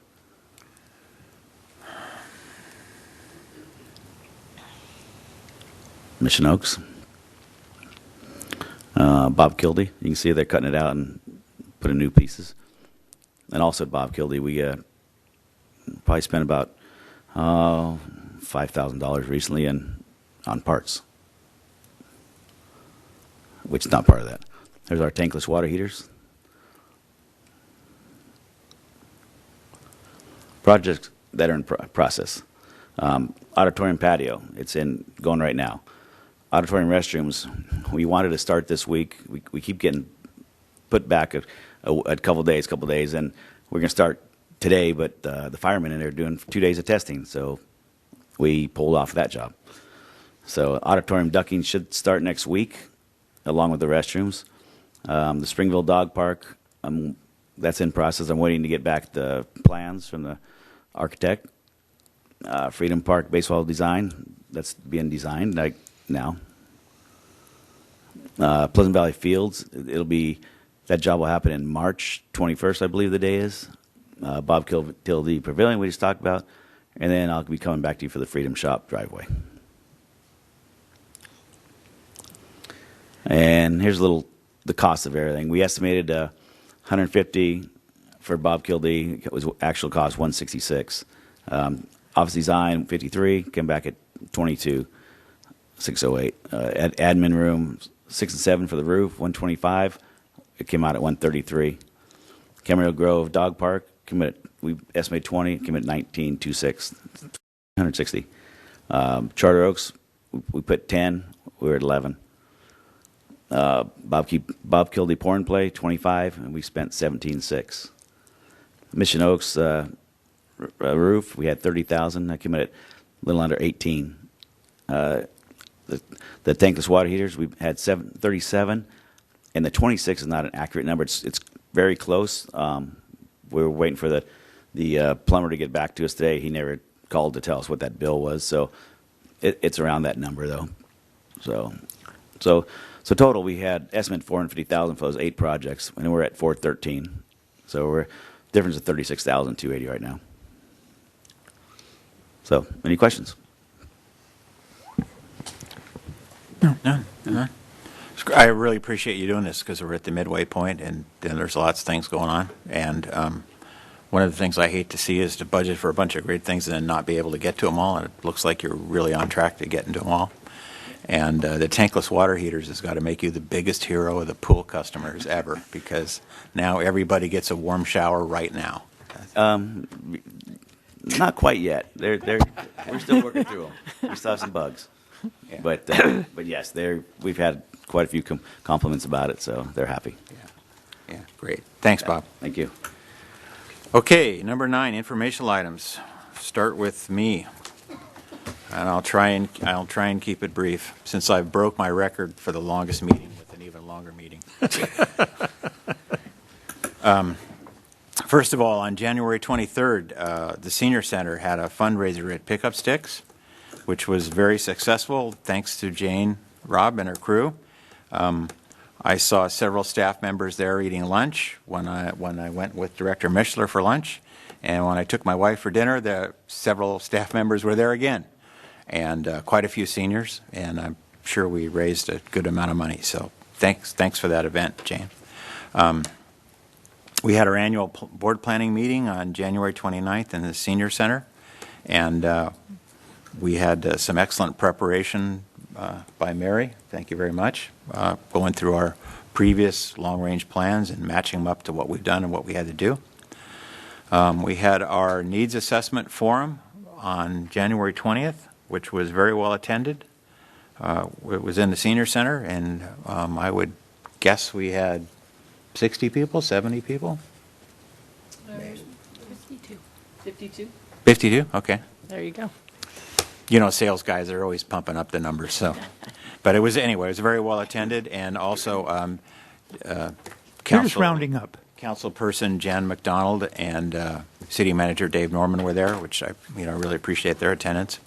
There was lots of support about building a new senior center from the audience, and the numbers from the survey bore that out. And the survey also had some really interesting numbers on the demographics of Camarillo and in the survey, and I really recommend anybody with any interest in this topic go to our website, and you can click on we got a button on the homepage there to look at the presentation. It's got a lot of really interesting information in it. And lastly, last night we had the Ventura County Special Districts Association annual meeting, where Director Mishra is the president this year, and he chaired the meeting. And it was attended by myself and Directors Magner, Kelly, and Mishler. And we also received our CSDA Transparency Award, which is my last item, and I can turn it over to Mrs. Magner, and she can tell us all about that. Okay. Thank you, Mark. The award that we got last night from California Special Districts Association is from their foundation, which is the Special Districts Leadership Foundation, and it's the District Transparency Certificate of Excellence. And this was a renewal that had been in limbo for quite some time, and just due to staff changes and everything. And I'd like to thank Anthony for, I think this was one of his first subjects or his first items that he got to do when he walked in the door. So thank you again. We will be having a posting on our website. Also, we will have I think the girls will send a transparency to put on our door. The program is very easy it promotes excellence in special district governance and operations throughout California. And there's, I think, 50-some little blocks to fill out, and it requires the 5 directors to do certain things, and we're very successful in getting it done again. And this year, the award is good, or the certificate is good for 2 years and 3 months. So we went to quarterly on that. So, and I am CSDA's representative on the Special District Leadership Foundation. So this means a lot to me that we were able to do it. So thank you, everybody, again, for doing it. So appreciate it. And do you want to take a picture really quickly? Why don't we do that after the meeting? Okay, so that sounds good. I have been in Sacramento more than I've been in Camarillo, I think. We're very, very busy up there. CSDA has helped kill probably 7 or 8 bills already in 2018 that would have an impact, negative impact on special districts. So really working hard. The legislative committee is meeting physically up there every month, and every 2 weeks they're on the phone. So we're getting really good updates, and there's just a lot coming out.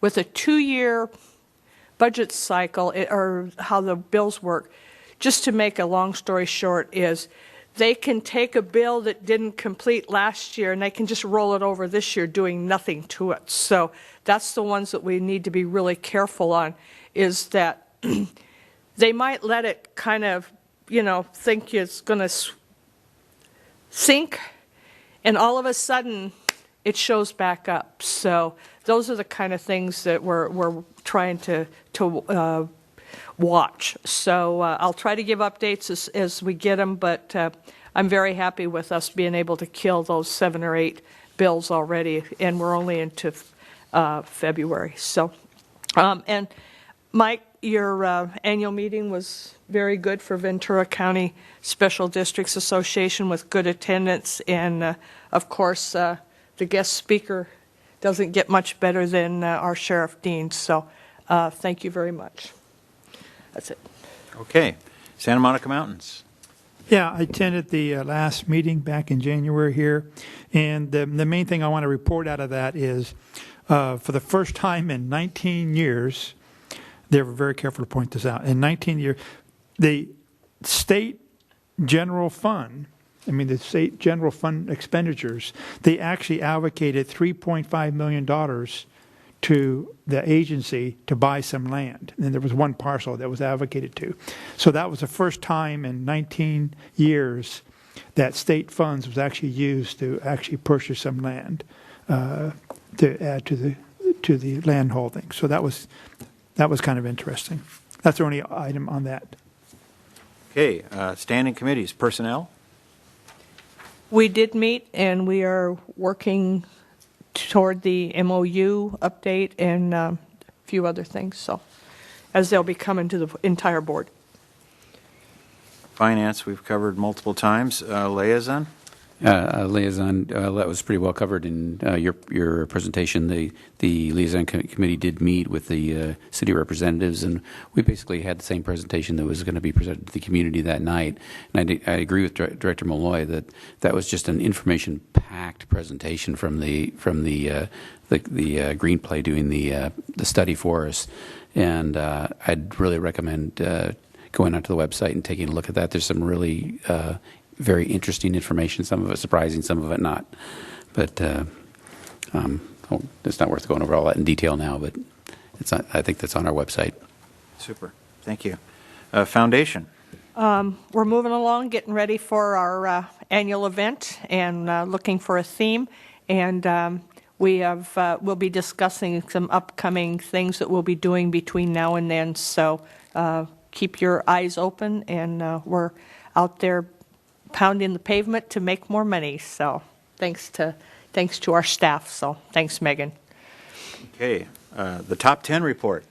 Mary. All right, so we'll see if we can make this somewhat quick. A couple items. Girls softball to put on your calendars. Their opening day will be Saturday, February 24th.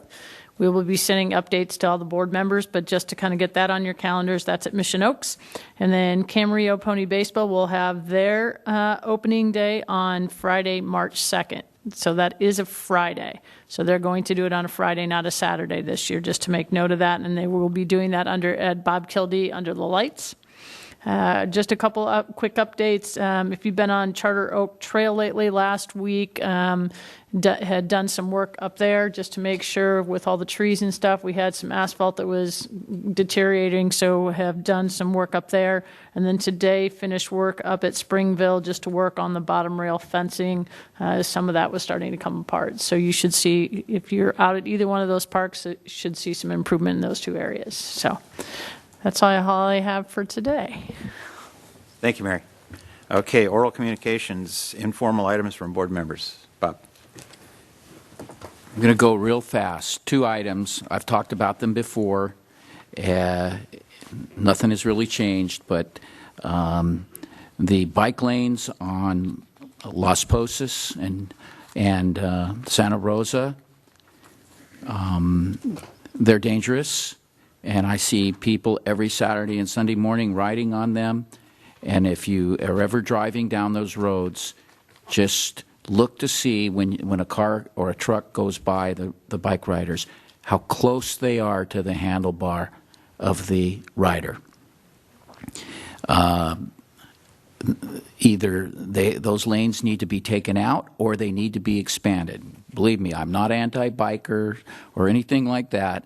I'm just looking, somebody is going to get seriously hurt. It's going to happen. All it will take is somebody attempting to adjust their radio or something like that and hit the handlebar of some bike rider. It's going to be a disaster, and it definitely won't be good. The other thing I talked about before, I went out and watched Camarillo High play a little soccer, and the field is in terrible condition. Of course, when you play soccer right after football, it's nothing against football. I love football. But that facility needs to be upgraded with a turf field widened with a different track around it. I believe clearly that they have a Title IX issue with the girls having to play on inferior fields after they've been I wouldn't even call them a field after a football season where they're playing in the rain and so forth. They need an artificial field to bring a little bit of equality out there. I don't think that the Oxnard School District will ever do what they're supposed to do. People in Camarillo have to put some pressure on them to do the right thing. Dr. Dixon. Yeah. City Council member Tony Tremblay had an letter in the paper this past weekend. He's advocating term limits for the City Council, and I just wanted to go on record as saying I strongly support that idea. He's advocating for a 3-term limit, which would be 12 years, and I think that the city would benefit from possibly some new blood on the city council, and I think that the concept of term limits is a good idea anyway. We might even want to consider it here at some point. Mike. Yeah, first I want to thank the City of Camarillo for working with us on the Senior Center research project and moving forward with that. It's good to be working with them on that, and everything's going real well with that. And I'm happy for that. And second of all, I want to thank the staff and everybody here. I've had multiple telephone calls coming in from people who are very happy. Mary just talked about the Charter Oak Park improvements and some upgrades and maintenance stuff. And ever since then, I've had multiple calls to me from people who were very appreciative of all the work done out there for staff and everything. And I was talking here the day just to make sure there were some large logs that were left there. And the people actually love those things. Even though you're not finished with them yet, you're going to, I guess, do some cutting on them, turn them into benches or something. But the people were all very happy and excited about that. And I just want to pass that on to staff, that the people out there really appreciate that. Thank you. Elaine. Very short. Thank you, staff, for everything you do. Appreciate it. The staff reports were very good this month, and you are appreciated. So thanks again. And Matt and Nick for your presentation. So, and Leo. Always Leo gets to do that. So thank you. We are adjourned. You want to take a picture? Yeah, we're going to take a picture, guys. 3 hours and 56 I'm minutes. getting paid for my pictures now. Oh, you just say he's getting paid for his picture. Yeah, you're getting paid all right. You're on the Yeah, you're making about, you're making minimum wage, Bob. You want to stand in front of our sign?